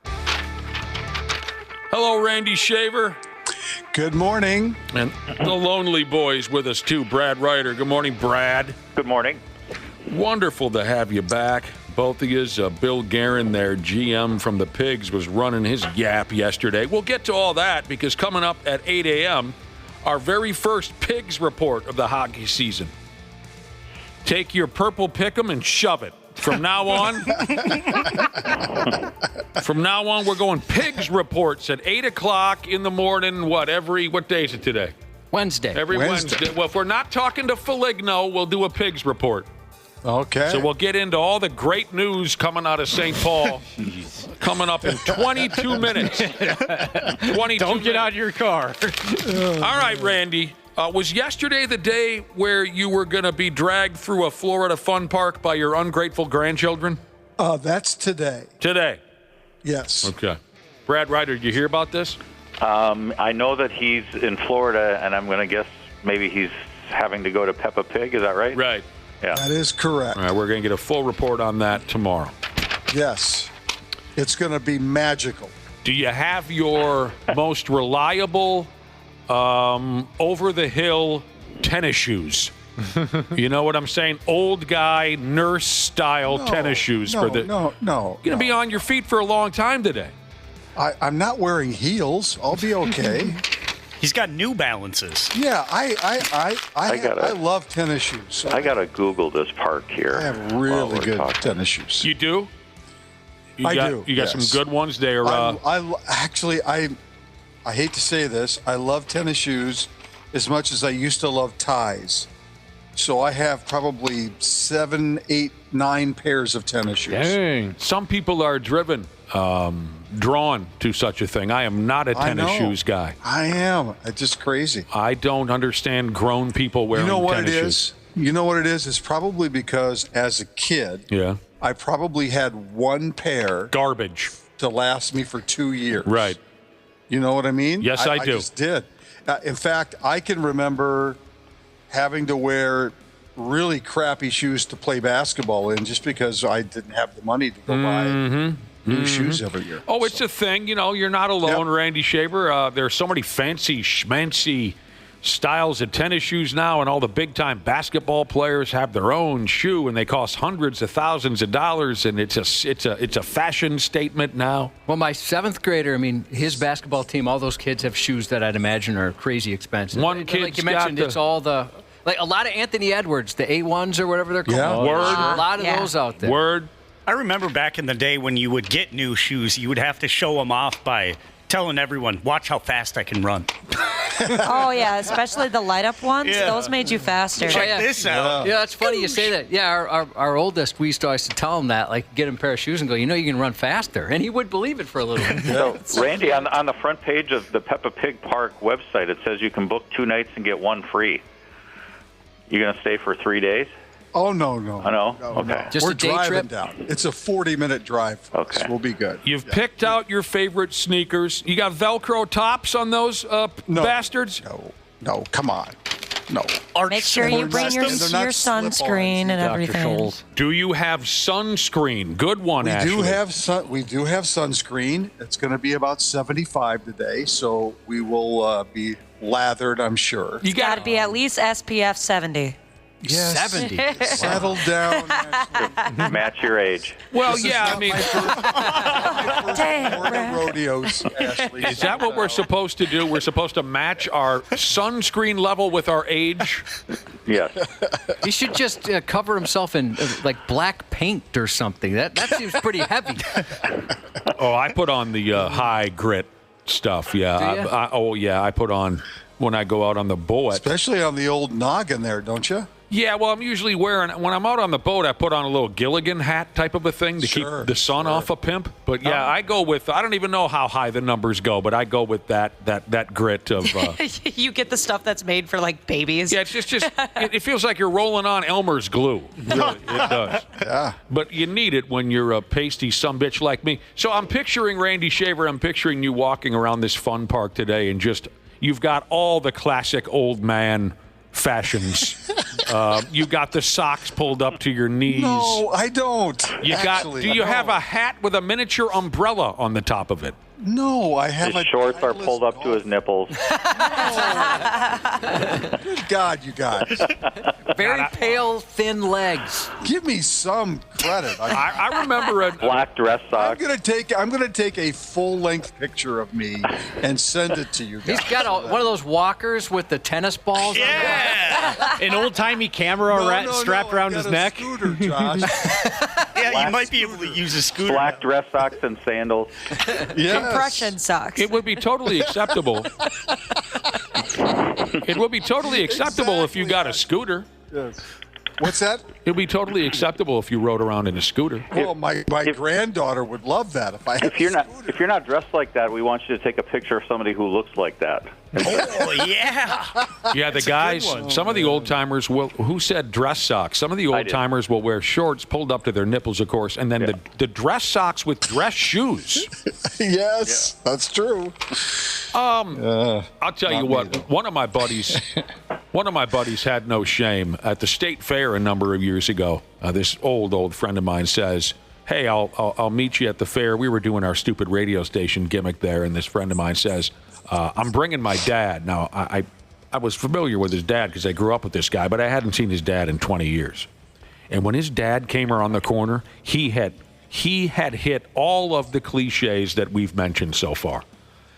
I mean, brand new tennis shoes, white socks up to his knees, tiny little shorts where his friggin' bag was damn near falling out the legs of these shorts, pulled up to his nipples. But the icing on the cake for me was he had a tank top on. It was a hot day. Oh. And the amount of gray body hair that was pouring off of this. But my buddy had no shame. And he knew I hadn't seen his dad in 20 years, and I was excited to see his dad, and his dad was excited to see me. Before his dad rounded the corner, my buddy goes, look at this right here. Dad comes around the corner. I just said, oh, my God. All right, we got a pigs report coming up, so we better cover some things.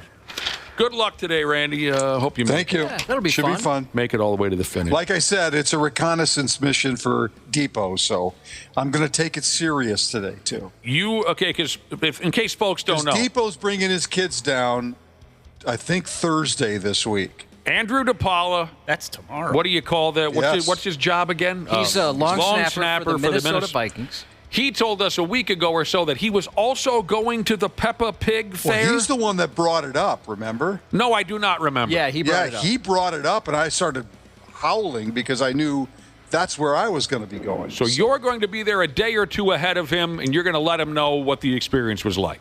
I'm going to send him a full scouting report. You're a good man. All right. Yesterday we talked about the Duke basketball player who sprayed his dinner. Yes. And a hell of a lot of Gatorade all over the court during the Blue Devils game against North Carolina State the other night. Brad Ryder, did you see this video? It's beautiful. I did. Yeah, I actually saw the video, too, of that fan, the unconscious fan that got dragged out of there, too. That's where I'm going with this. Okay. That's where I'm going with this. The video's beautiful of this college kid vomiting all over the court. And then, of course, there's the one kid from NC State who tries not to slip in it. We talked about it yesterday. Brad Ryder is correct. There's more to the story. According to a couple of articles that I read, a Duke fan had to be carried out of the arena. She appeared to have fainted after witnessing the on-court splashdown. My daughter's that bad. Like, she gets shaky around puke. She had, for whatever reason, and we don't know what started it, but she has a real phobia. Josh, when she moved into her condo, or not condo, but college dorm thing, she read reviews just to see if there was reviews, and sometimes they'll say, hey, if you like puke in the hallways, this is the place for you. So she'd avoid places like that. She has some kind of a reaction. Oh, yeah. Vomit on television, vomit in person. Anything. Anything. Good to know she just fainted, though. People at first didn't know that she had just fainted. They thought something seriously was wrong with her. I don't know how much truth there is to this, but I have a Twitter mutual that I follow, and he attends Duke University, and he told me that it's insanely hot in that gym. Well, they jam a lot of college kids in there. Yeah. This young lady, walked out of the venue under her own power. She's fine. But she fainted at the sight of the dude just... There's a lot of people that when they see that, they'll actually throw up themselves. Right. Yeah. Right. So...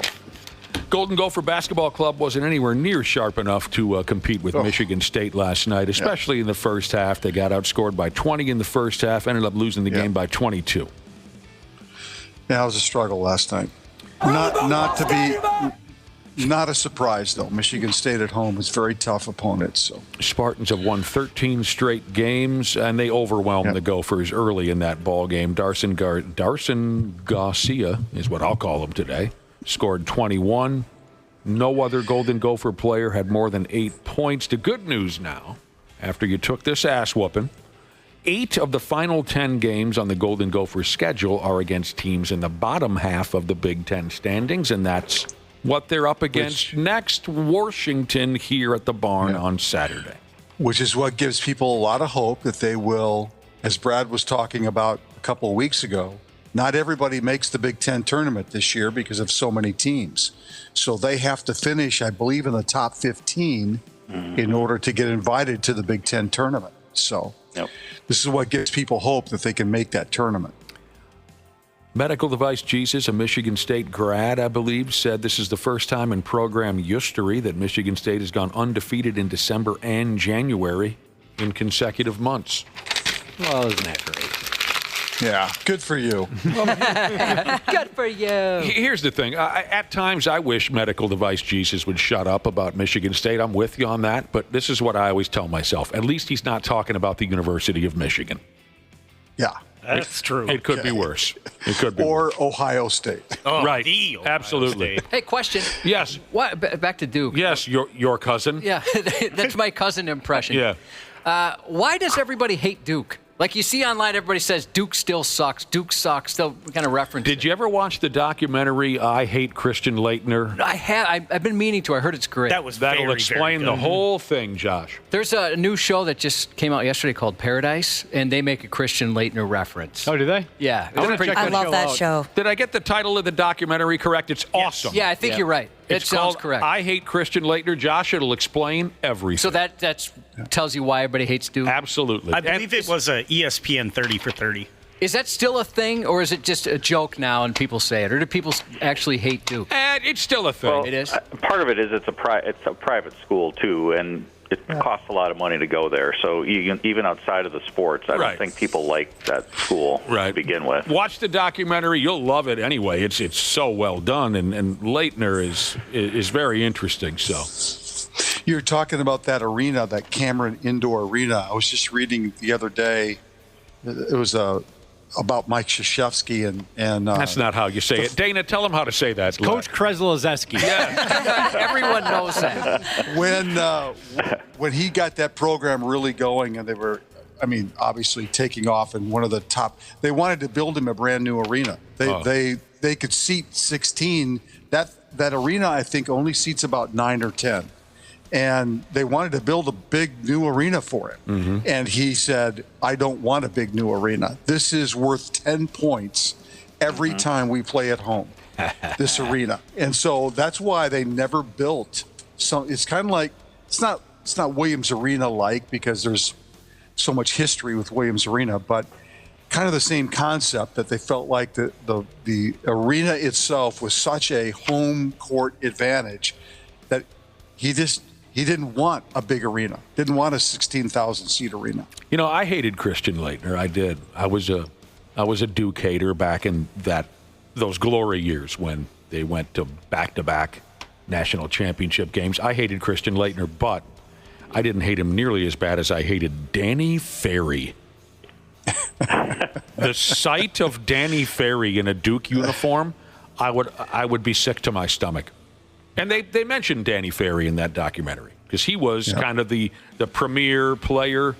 Just they may have even played 1 year together, Laettner and Danny Ferry, but I can't be sure of that. A lot of laughs at the college basketball games. I'll tell you what, a lot of laughs. A fight between fans in the stands. This is great video. Caused a delay in last night's college basketball game between Virginia by Dam Commonwealth and St. Louis University.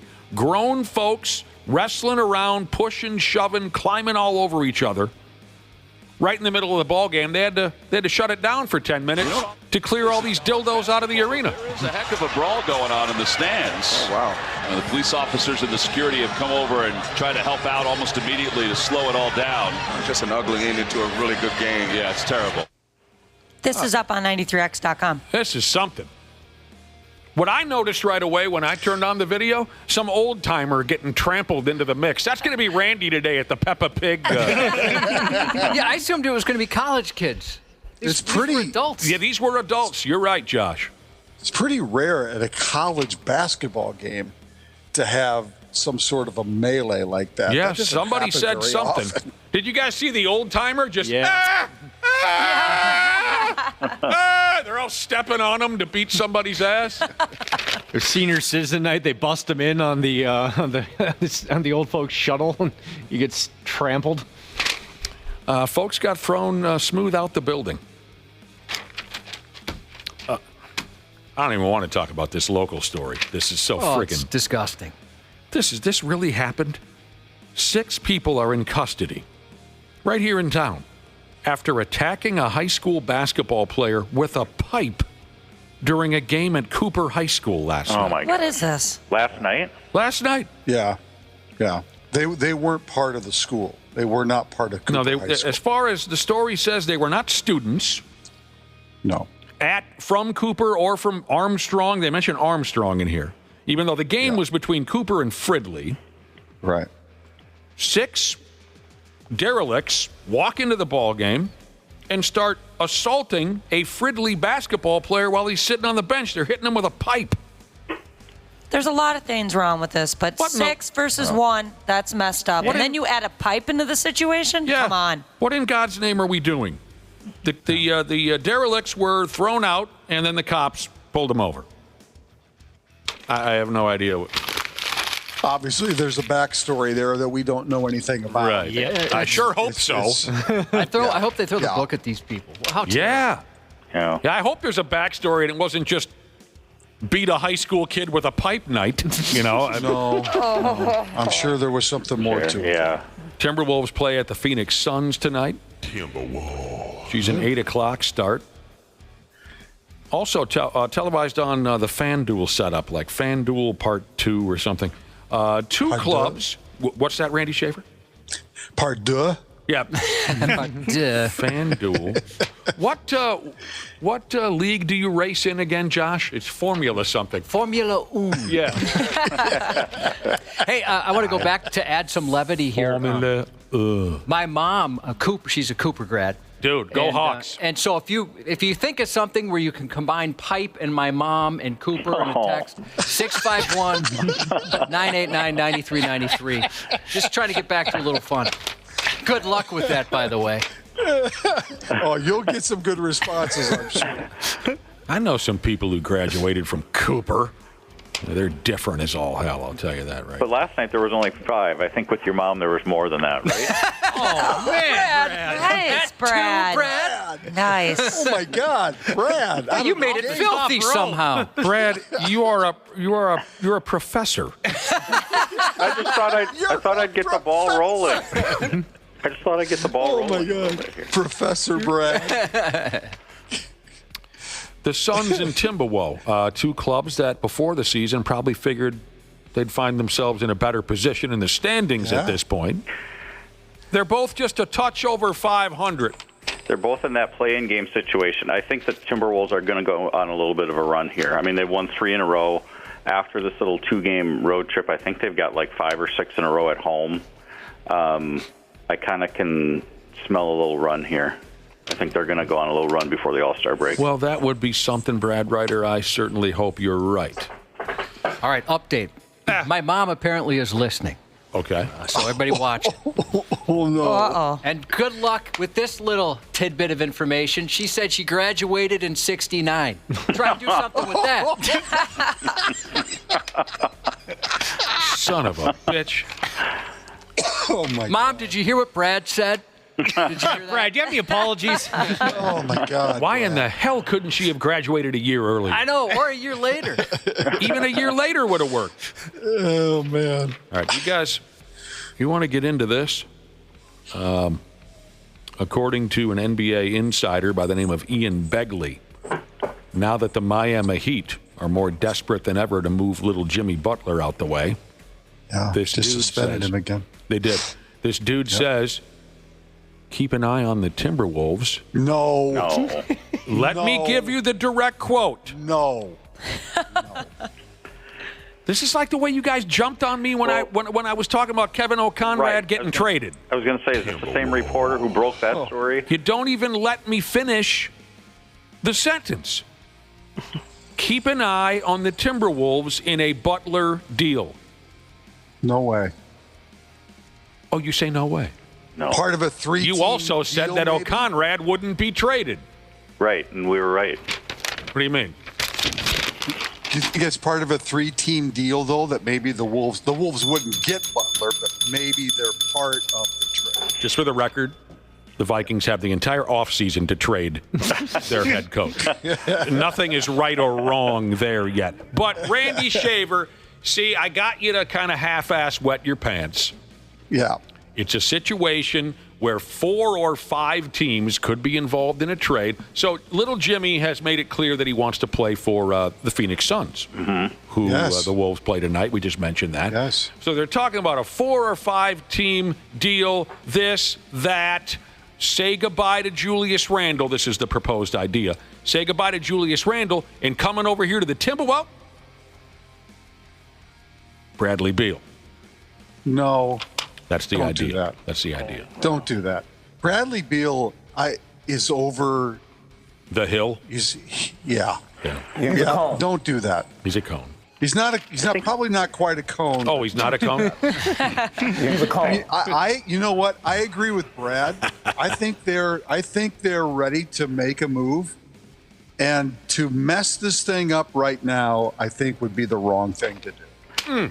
And I think they've got too many other guys kind of in that Bradley Beal position where he plays. Yeah, they don't need they that. don't need another guy in that 2 and 3 role. I mean, you're going to They got Dillingham. Yeah. Let Dillingham play. Right. Don't do that. Yeah, I get it. And I love watching Baby Dill.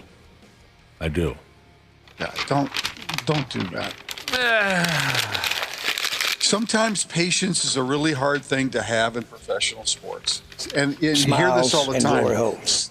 Some of the best moves are the ones that are never made, and I hope this is the case for the Wolves. As much as it's been a little bit erratic with this combination of DiVincenzo, Randall, and this team, I still think you got to give it time. They're only 3 games out of the 4 seed, which would, be home court at least in the first round. So I can live with everything that you're saying. I can live with it.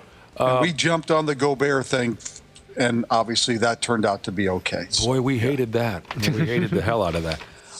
We don't have a hell of a lot of good news to cover in our very first Minnesota Wild report of the hockey season. Kirill is going to be out for, I guess, what I can describe as a lower body injury, and it'll be week to week. I'm not going to get into any specifics or anything. It's not a season-ending injury, but it just will put him on the shelf for the next little while. Yeah, that's the GM, like we mentioned earlier this morning. Bill Guerin saying the Russian kid, he's cooked. Needs a little surgery on his lower body injury. Why are they so secretive in the NHL? Yeah, I was just going to ask that. Why is it that the NHL, and Brad probably knows the answer. Yeah. Why? Brad doesn't know anything. Why do they hide things? He knows a good your mom Why do joke. they hide so much stuff? So your opponents can't go after that spot. Yeah, that's exactly right. And in hockey, it's a little bit more physical game from play to play. They just don't want people going after. If they specify and say it's a left ankle injury, then they're going to have guys running him and trying to go after that. It's really not that game anymore, but that's where it comes from. Right. That's where it comes from. In the old days, if Bobby Clark found out that you had a bad knee, expect him to slash you in that knee, maybe even in warm-ups, That's what I've always understood. That's right. So a lower body injury. Kaprizov's been dealing with this up and down. He missed a dozen games. He comes back last week. He played in 2 or 3 games, did not quite look like himself, so there was a mutual decision. It was a mature decision. Inside humor right there. To shut him down and get him cut up. Fix the problem. Well, this is an MVP quality player. Yes. Interesting to see where this club is in a month or so. Right. I'll bet you it's more than a month. Yeah, likely. When they say a month, it's a month and a half. Now, here's the good news for the Piggies. It's not going to be maybe as impactful as losing them later on this season because the NHL has 2 weeks off next month for something called the Four Nations Face-Off Tournament. I think I ripped this tournament a couple months ago. Yes, you did. Okay. You following what I'm saying there? So there's not going to be any games played for, is it 2 weeks? I believe I'm correct on that. So they can play in the Four Nations, I don't know how to say it. Nations? 4 Nations? The latest made-up tournament. Is this the All-Star? Is this the All-Star thing? Yep. And then they play the Four Nations face. So it's a 2-week tournament with only 4 teams? Off. Yeah, it's United States, Canada, Iowa, and Sweden or something. Weeks? I don't know. Why do you need 2 weeks? I don't know. This is all new to me, Rain. I know we talked about it when it was first announced, and this is the first I've thought of it. They have a game on February 8th, and then they don't play again until the 22nd. Yeah, I don't know the strategy behind it. We'll figure it out when it happens. Yeah. So that's good news, right? There'll be 2 weeks worth of regular season games that won't be played without Kirill because of this silliness. Yeah. By the way, the Pigs are playing at the Toronto Maple Leafs tonight. It's their rink. It's their ice. Puck drops at 6 o'clock. The game will be broadcast on the FanDuel channel. Thank you very much, Luther Kia of Bloomington, for sponsoring this and all of our future Pigs updates. Four Nations tournament, Randy Shaver. We'll get this figured out, and we'll toggle back and forth between house parties at my house and your house to watch. We'll get it figured out. I'm going to guess the players are not real big fans of this. Probably not. Well, probably the other reason, too, is that they had to squeeze the regular season schedule to fit the 2-week break. Right? I'm on the Wild site now looking at their schedule. They're literally playing every other day or back-to-back the entire month of March. Exactly. They have to squeeze everything in so that they don't exceed the normal time for a regular seasons. Yeah, if I'm not playing in the four-finger face-off tournament, I'm pretty pissed. You know, I want to play hockey. Now I got to go home and sit around with my kids for 2 weeks? They play 15 games in March. It's one thing if it's the Olympics, because we all get what the Olympics mean. Right. But this is supposedly an all-star situation that just, I don't know. I don't know either. Again, I'll get used to it. It's still a 9 times out of 10, I don't know what the hell's going on until it starts happening. So, you know, I'm not going to sit and dwell on it for months leading up to it. Now, this is interesting. Sticking with hockey now. Always interesting to me when this kind of a thing happens. What I'm talking about is when a pro ball club has problems on and off the ice because there are a couple players on the roster that just straight up hate each other's guts. Ooh. And they cannot play together, and that sounds like the situation they're up against with the Vancouver Canucks. Their president of hockey operations, a feller called Jim Rutherford, told the media yesterday there doesn't appear to be a way forward with the current roster and the ongoing issues between two forwards, one of them by the name of J.T. Miller, the other Elias Pettersson. J.T. Miller's a Minnesota guy. I'll go along with it. So this Rutherford, the boss there in Vancouver, said, I felt like for a long time there was a solution here. Everybody worked on it, including the parties involved, but it only gets resolved for a short period of time, and then it festers again, and so it appears there's not a good solution that would keep this group together. Now, I don't know, but it sounds to me like these are two guys who just hate each other's guts and cannot play together. One or both are going to be traded. That is so rare in professional sports these days to have two guys, regardless of the sport, that it's so bad that they can't play next to each other. It's one thing. And again, that's just my understanding. That's what I'm reading between the lines. I could be wrong, but that's what it says to me. There's got to be something more to it than just professional. I wonder if there's a personal situation or something. Well, that's what it sounds like. Yeah, somebody banged somebody's wife. That's what I'm saying. Yeah, the personal thing. There's got to be something more to it. I'm not just saying they're not compatible on the same line together. This sounds to me like these two guys can't stand each other. Maybe that's just wishful thinking on my part because I love that kind of stuff. But here's further conversation from this Rutherford character. Everyone involved in the situation has tried to work on a solution, including the two players. But whenever the group reaches a resolution, the issues reappear and the rift grows. There are no details. I'm just telling what I'm reading between the lines. Am I right that JT Miller's from Minnesota? Don't know. Looks like Ohio.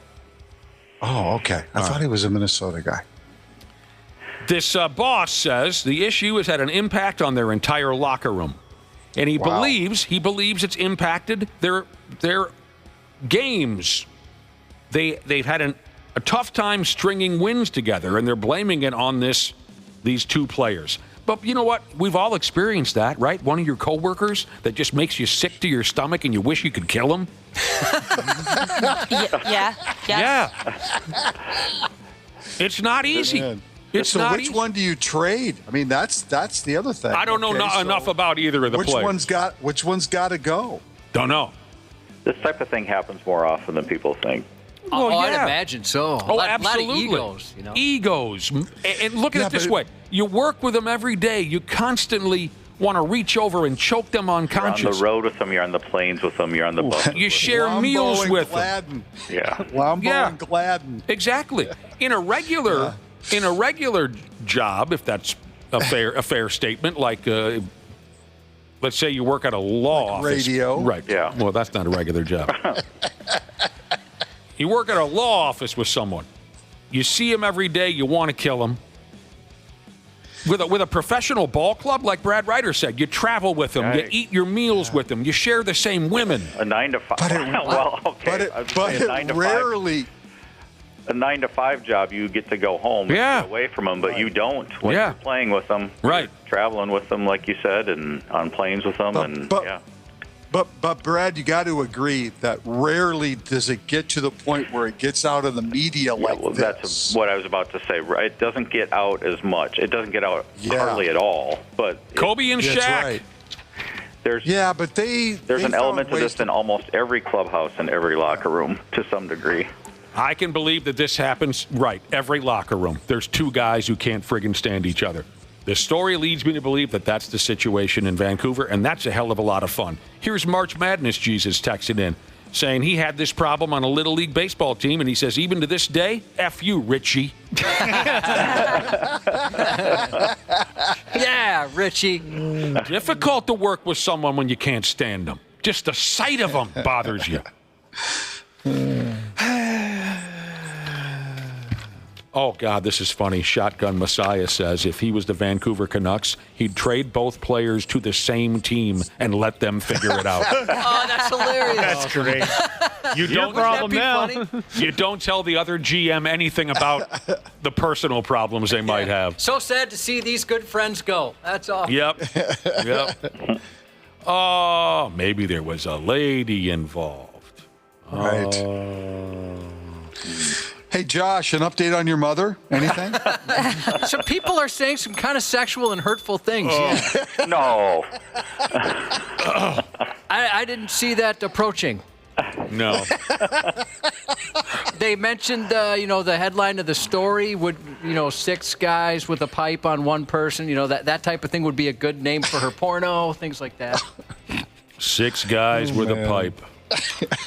Oh, man. BroBible.com wrote up something new on the collective Kansas City Chiefs burnout that we've all been experiencing for years. The Chiefs have become a plague. NFL fans are especially sick of, well, I would say, I can't name what they're especially sick of. There's lots of different routes you could take there. The article mentions that they are mostly sick, this is the article speaking, not me, of what they call the most insufferable family in the National Football League, the Mahomes family. A lot of people feel that way for sure. Mm-hmm. And they're specifically tired of how they all act up on social media. The article says no family in sports is as loud and obnoxious as the collective of Pat Mahomes, that's the old man, his ex-wife, Randy, I haven't heard of her, and Patrick Mahomes' wife, Brittany, and then Patrick's brother, Jackson. Did I cover everybody? You got it. I believe so, yep. Okay. They can't stop popping off on social media, often acting as if they had something to do with the Chiefs' success on the field. That part is annoying. Yeah. Okay. They act like it's their success. Right. Now, case in point, the article says, earlier this week after the Chiefs beat the Bills again, Patrick Mahomes' wife, Brittany, used one stupid Bills fan hanging a Kermit doll in effigy earlier this season to paint the entire team's fan base in a bad light. We talked about that yesterday. Yes, she did. She said something like, let this be an example of how Bills fans need to be better. Okay. Then there's this Jackson Mahomes. Repeatedly offends people on social media. Recently, Jackson Mahomes wrote on TikTok, after the AFC title game, he wrote, Super Bowl hates to see us coming. Us? Us, yeah. Right, us. What else do they mention here? That Jackson, he somehow acts like he's an integral part of his brother and the Chiefs' success. TikTok and social media fans spit right back. They do. They're not afraid to go right back after these people. Finally, we have Patrick Mahomes' dad, Patrick Sr., who, let's not forget this, somehow last year, despite facing up to 10 years in a Texas penitentiary, was still allowed by a judge to travel to Las Vegas just 8 days after his DWI arrest so he could watch Patrick play in the Super Bowl. Also, keep in mind, that DUI that he got last year was at least the 6th time he'd been arrested for driving while intoxicated and reportedly the 11th time he'd been arrested since the year 2009. My gosh. So it's amazing. Patrick Mahomes tweeted Sunday, "See you in NOLA." And he also wrote, "Today's a great day to not be from Buffalo." What a brilliant and hard-hitting shot he came up with right there. He wrote that. He had all the time he needed to write something up that would really hit home, and that's the best he had. I mean, this guy is obviously a world-class moron. So here are some of the return comments he got on Twitter, which were much more fun and hard-hitting. Again, one of the comments was, "See you in NOLA." Is that what he said? Yeah, Pat Mahomes, "See you in NOLA." Someone wrote, "Last place your drunk ass needs to be." Jeez. Someone else wrote, "Shouldn't you be drunk driving a car somewhere, you old piece of shh?" Oh, my gosh. Someone else tweeted, "Go get another DUI, you effing loser." And another reply, "You'd love Buffalo. They serve alcohol until 4 a.m., so you can catch another DUI. I bet the families of victims that have been killed by drunk drivers love you." And they went on and on and on and on, going after the Mahomes people. Wow. And they kind of do it to themselves. But Yeah, they do. It's different than just being proud of your family member. It is. Hey, congrats, he's worked so hard. They've embroiled themselves in it like they're responsible for that success. And it's instigating. What's the word I'm trying to come up with? Right. No, it's confrontational. Yes, it's. Yeah. There's a word I'm missing, but we all understand. But it's not Mahomes himself. No. It's the people around him. Yeah, Right? That's exactly what we're saying. They antagonize. He seems like a nice enough guy. But it's not Patrick Mahomes. It's his family. Yes, we've made that out of control. Yeah. All right, so remember the gentleman who said he's still pissed off at Richie from Little League? Yeah. Oh, God. Did we get a text from Richie? Richie has texted in. Oh, no. What does he say? He said, "Hey, this is Richie. F you too, man. If I saw you crossing the street, I wouldn't slow down." Oh, jeez. So Richie feels the same way. Wow. By the way, stirring up some tough feelings today. Hey, some people hold a grudge until the day that they die. And I agree. That's true. I agree with your mom's plumber, Jesus, who said the Mahomes family, it insists upon themselves. They do. Yeah, they really do. Yeah. By the way, schools all around the city of Philadelphia have announced a mandatory 2-hour delay to the start of classes for the morning after the worst Super Bowl ever. That's just for the teachers, right? Yeah, you're probably right. Yeah, those kids, they might need an extra couple hours to drink, but probably the teachers. I never thought of it that way. They got to clean up the streets so the buses can get through. Yeah. Finally, I don't think that'll be a problem, Brad. What's that I now? don't think they'll have to worry about cleaning up the streets. They'll riot whether they win or they lose. It won't matter. There'll be nothing left of the city of Philadelphia if they win. I was thinking more that they weren't going to win. So if they lose, they'll still burn. They'll burn a few buildings down, but if they win, that'll be the end of the city of Philadelphia. Don't you think if the Chiefs win, this is it for Travis Kelce? Don't you think he'll retire? I don't want to talk about it. Yeah. That's too close to talking about actual football for me. He wants to be an actor. It'll be up to Roger Goodell and Taylor Swift. Don't care. Yeah, he'll get engaged on the side of the field. You might be onto something. Oh, God, I'd throw up. Yeah. One of the most wildly overrated players of all time. That to me is why he's not. Wildly overrated. I've had it with that team. Overrated. Disgustingly overrated. I can't do. No, he is not. You damn right he is. No, he is not. But that's not Taylor Swift's fault.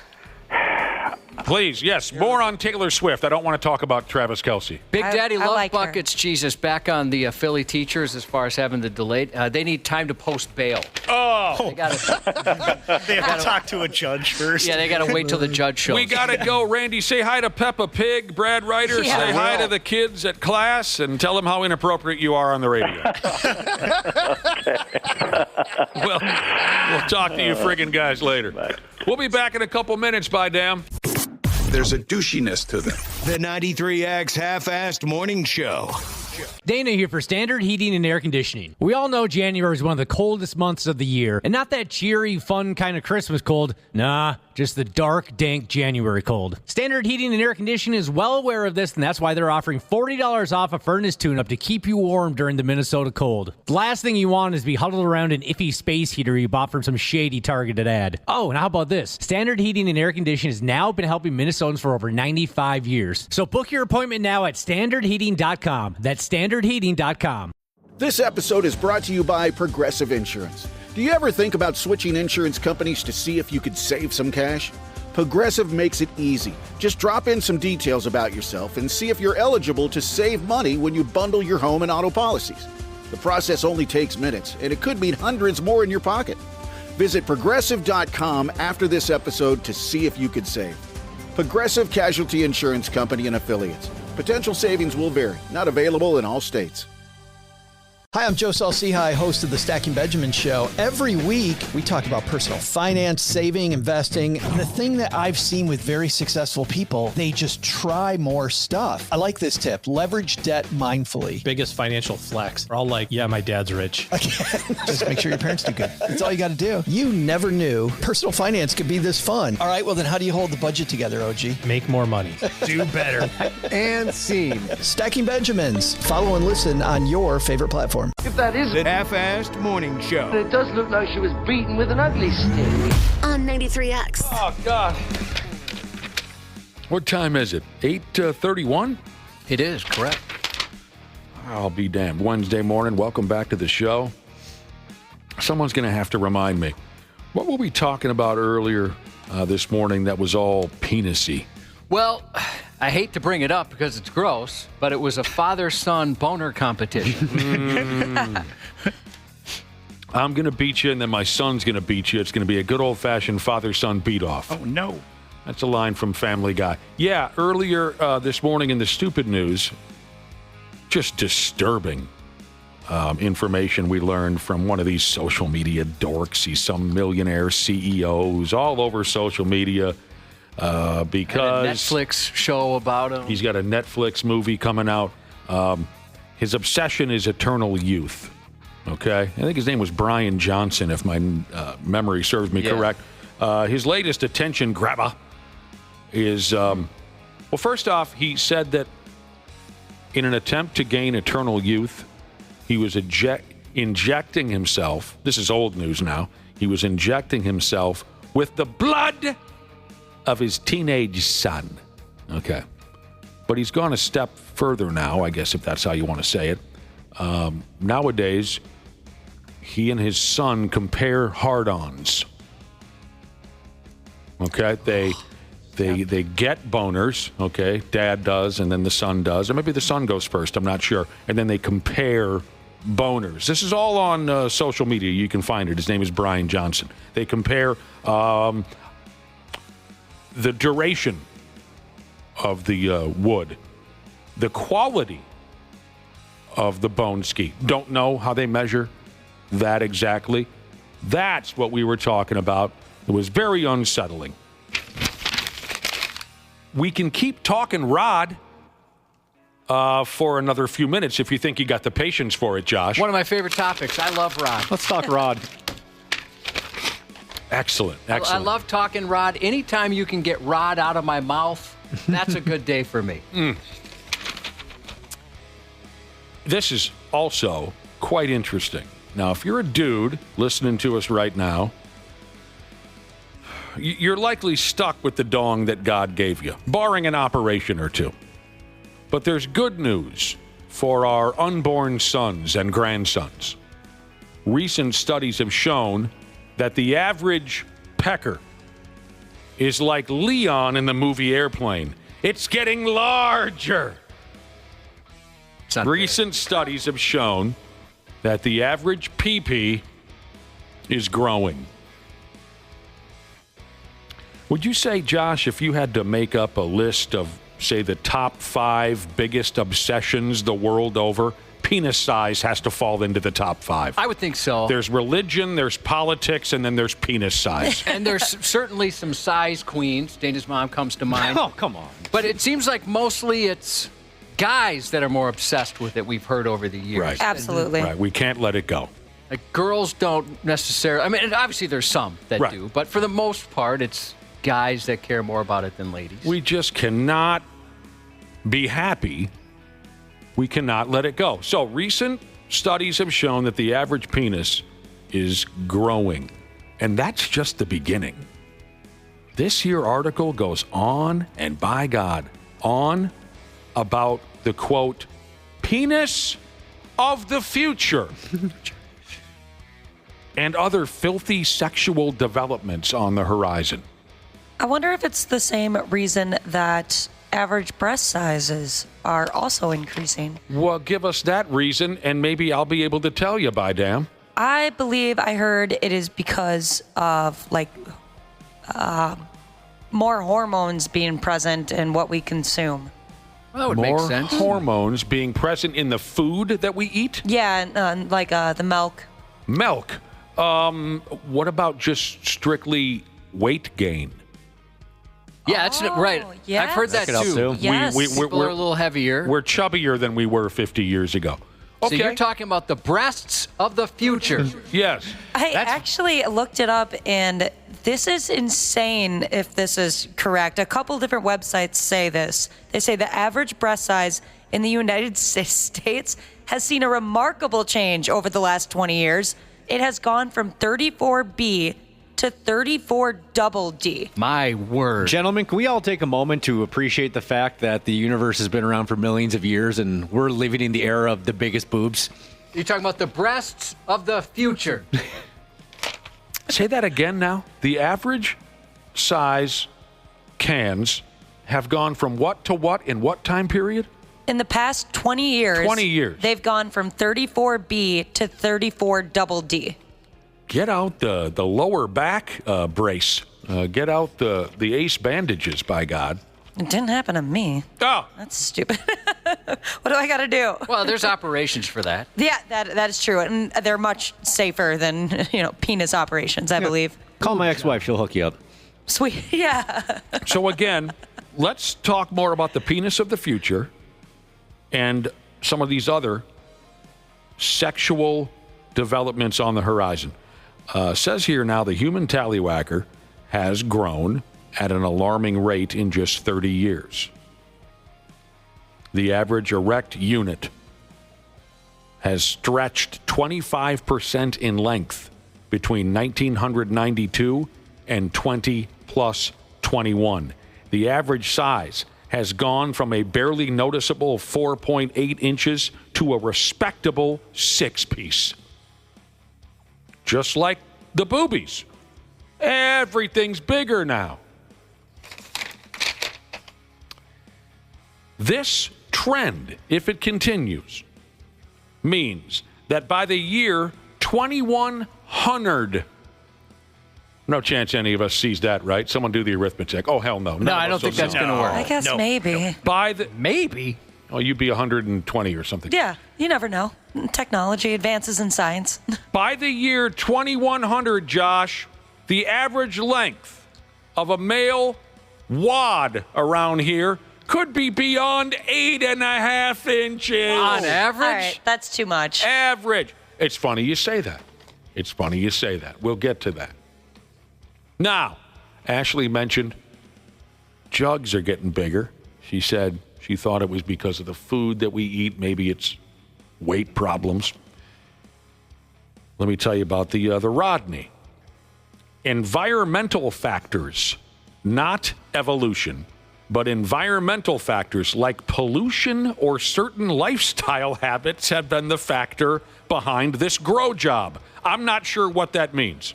I really don't know. Environmental pollution? Can you help me with that, Josh? Can you just spray some chlorofluorocarbons, whatever they are, right in my face or down my pants? However it works. What are they? I wish I had more. Probation's officer, Jesus, wants to know why his is going backwards in size. I think mine is too, actually. As you get older, it turns into, it's just a button on a coat.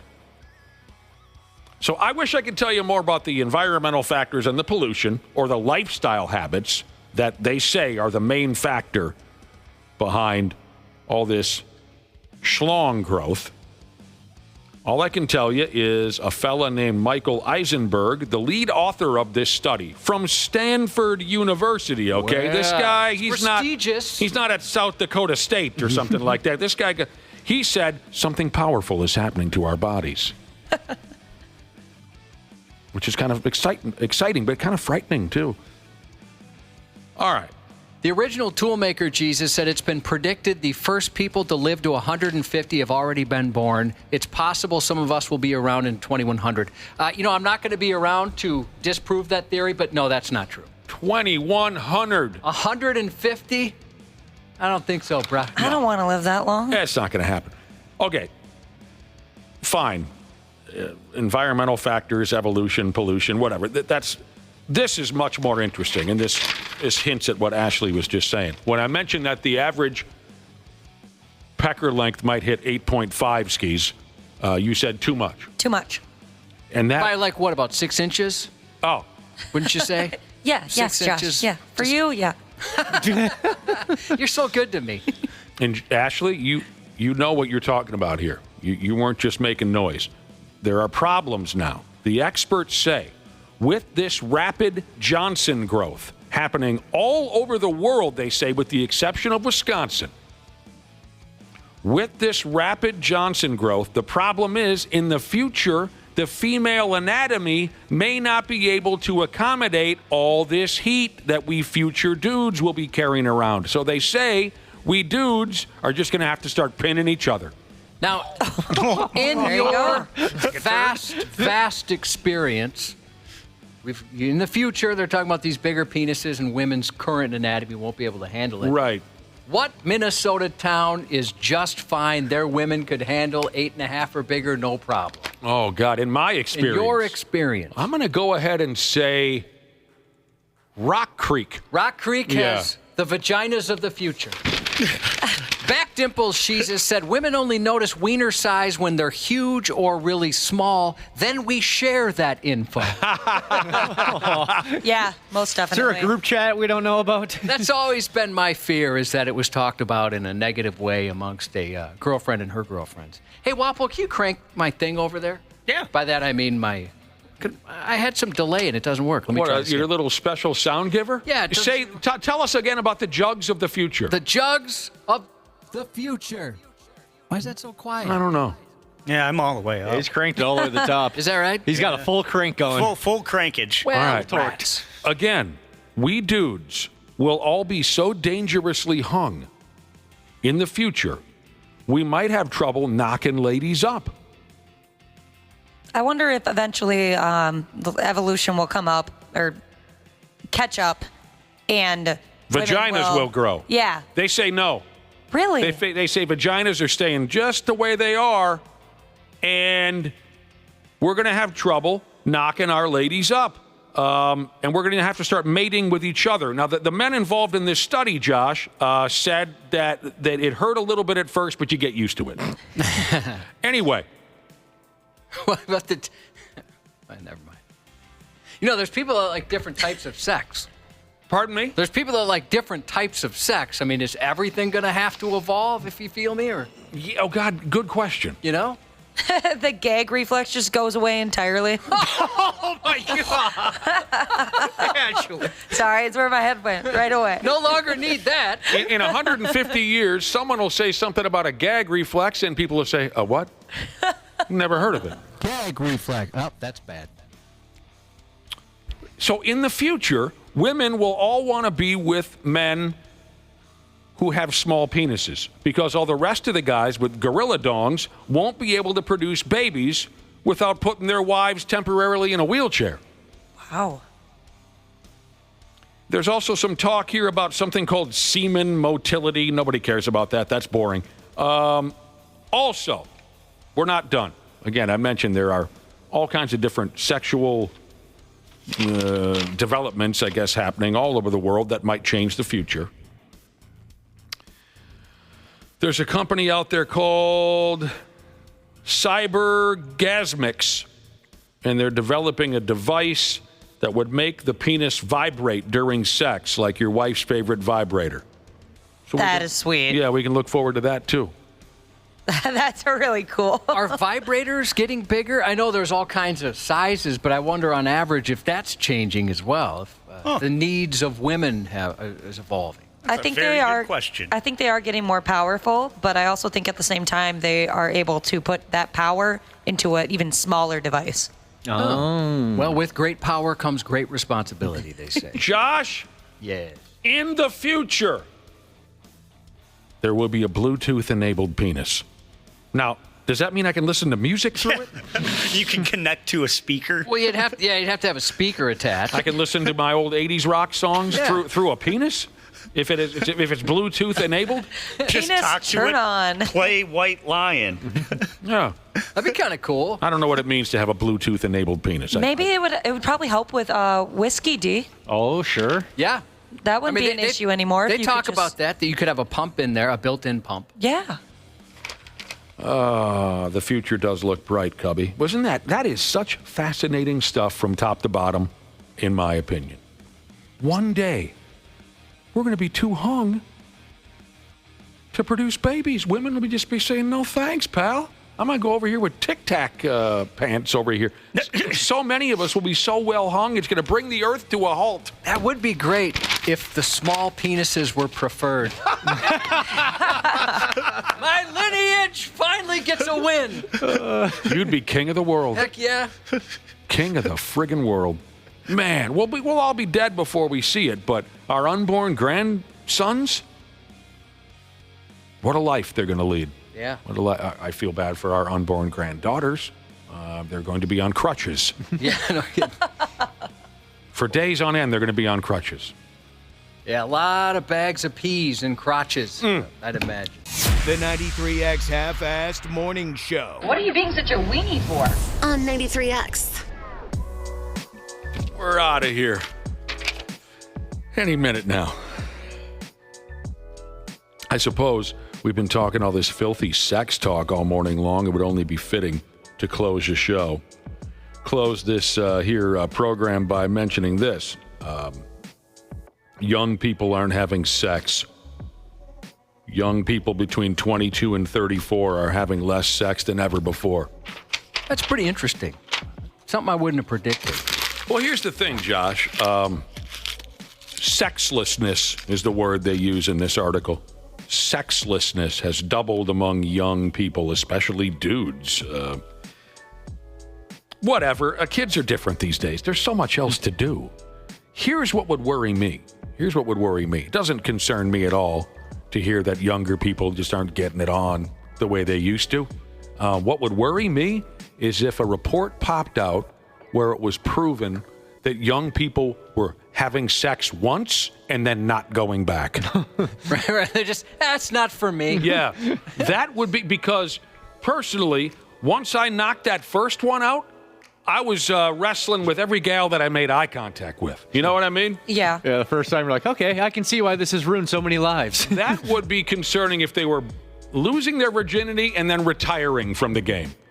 This doesn't really surprise me based off of what I've seen on social media lately about, like, I don't know, it going both ways. Men not liking the way women are now and women not liking the way men are now. It seems like it's a lot more prominent all over my timeline. Like, yep, this is why I don't have sex anymore. We just don't like each other as much as we used to? Yeah. There's so many things about each other that we dislike. Yep. And maybe that's true. Sure, it seems divisive. But at the same time, I could see if I was going through quite a drought and I felt bad about it, I would certainly blame the opposite sex. I mean, really, if I wanted to, I could be having sex with pretty much whomever I wanted, but... Grow up, ladies. Yeah, I just don't like ladies right now. That's true, Josh. You have a point. Yeah. I mean, and this isn't the first time we've read this type of information. Young people just aren't as slutty as their parents were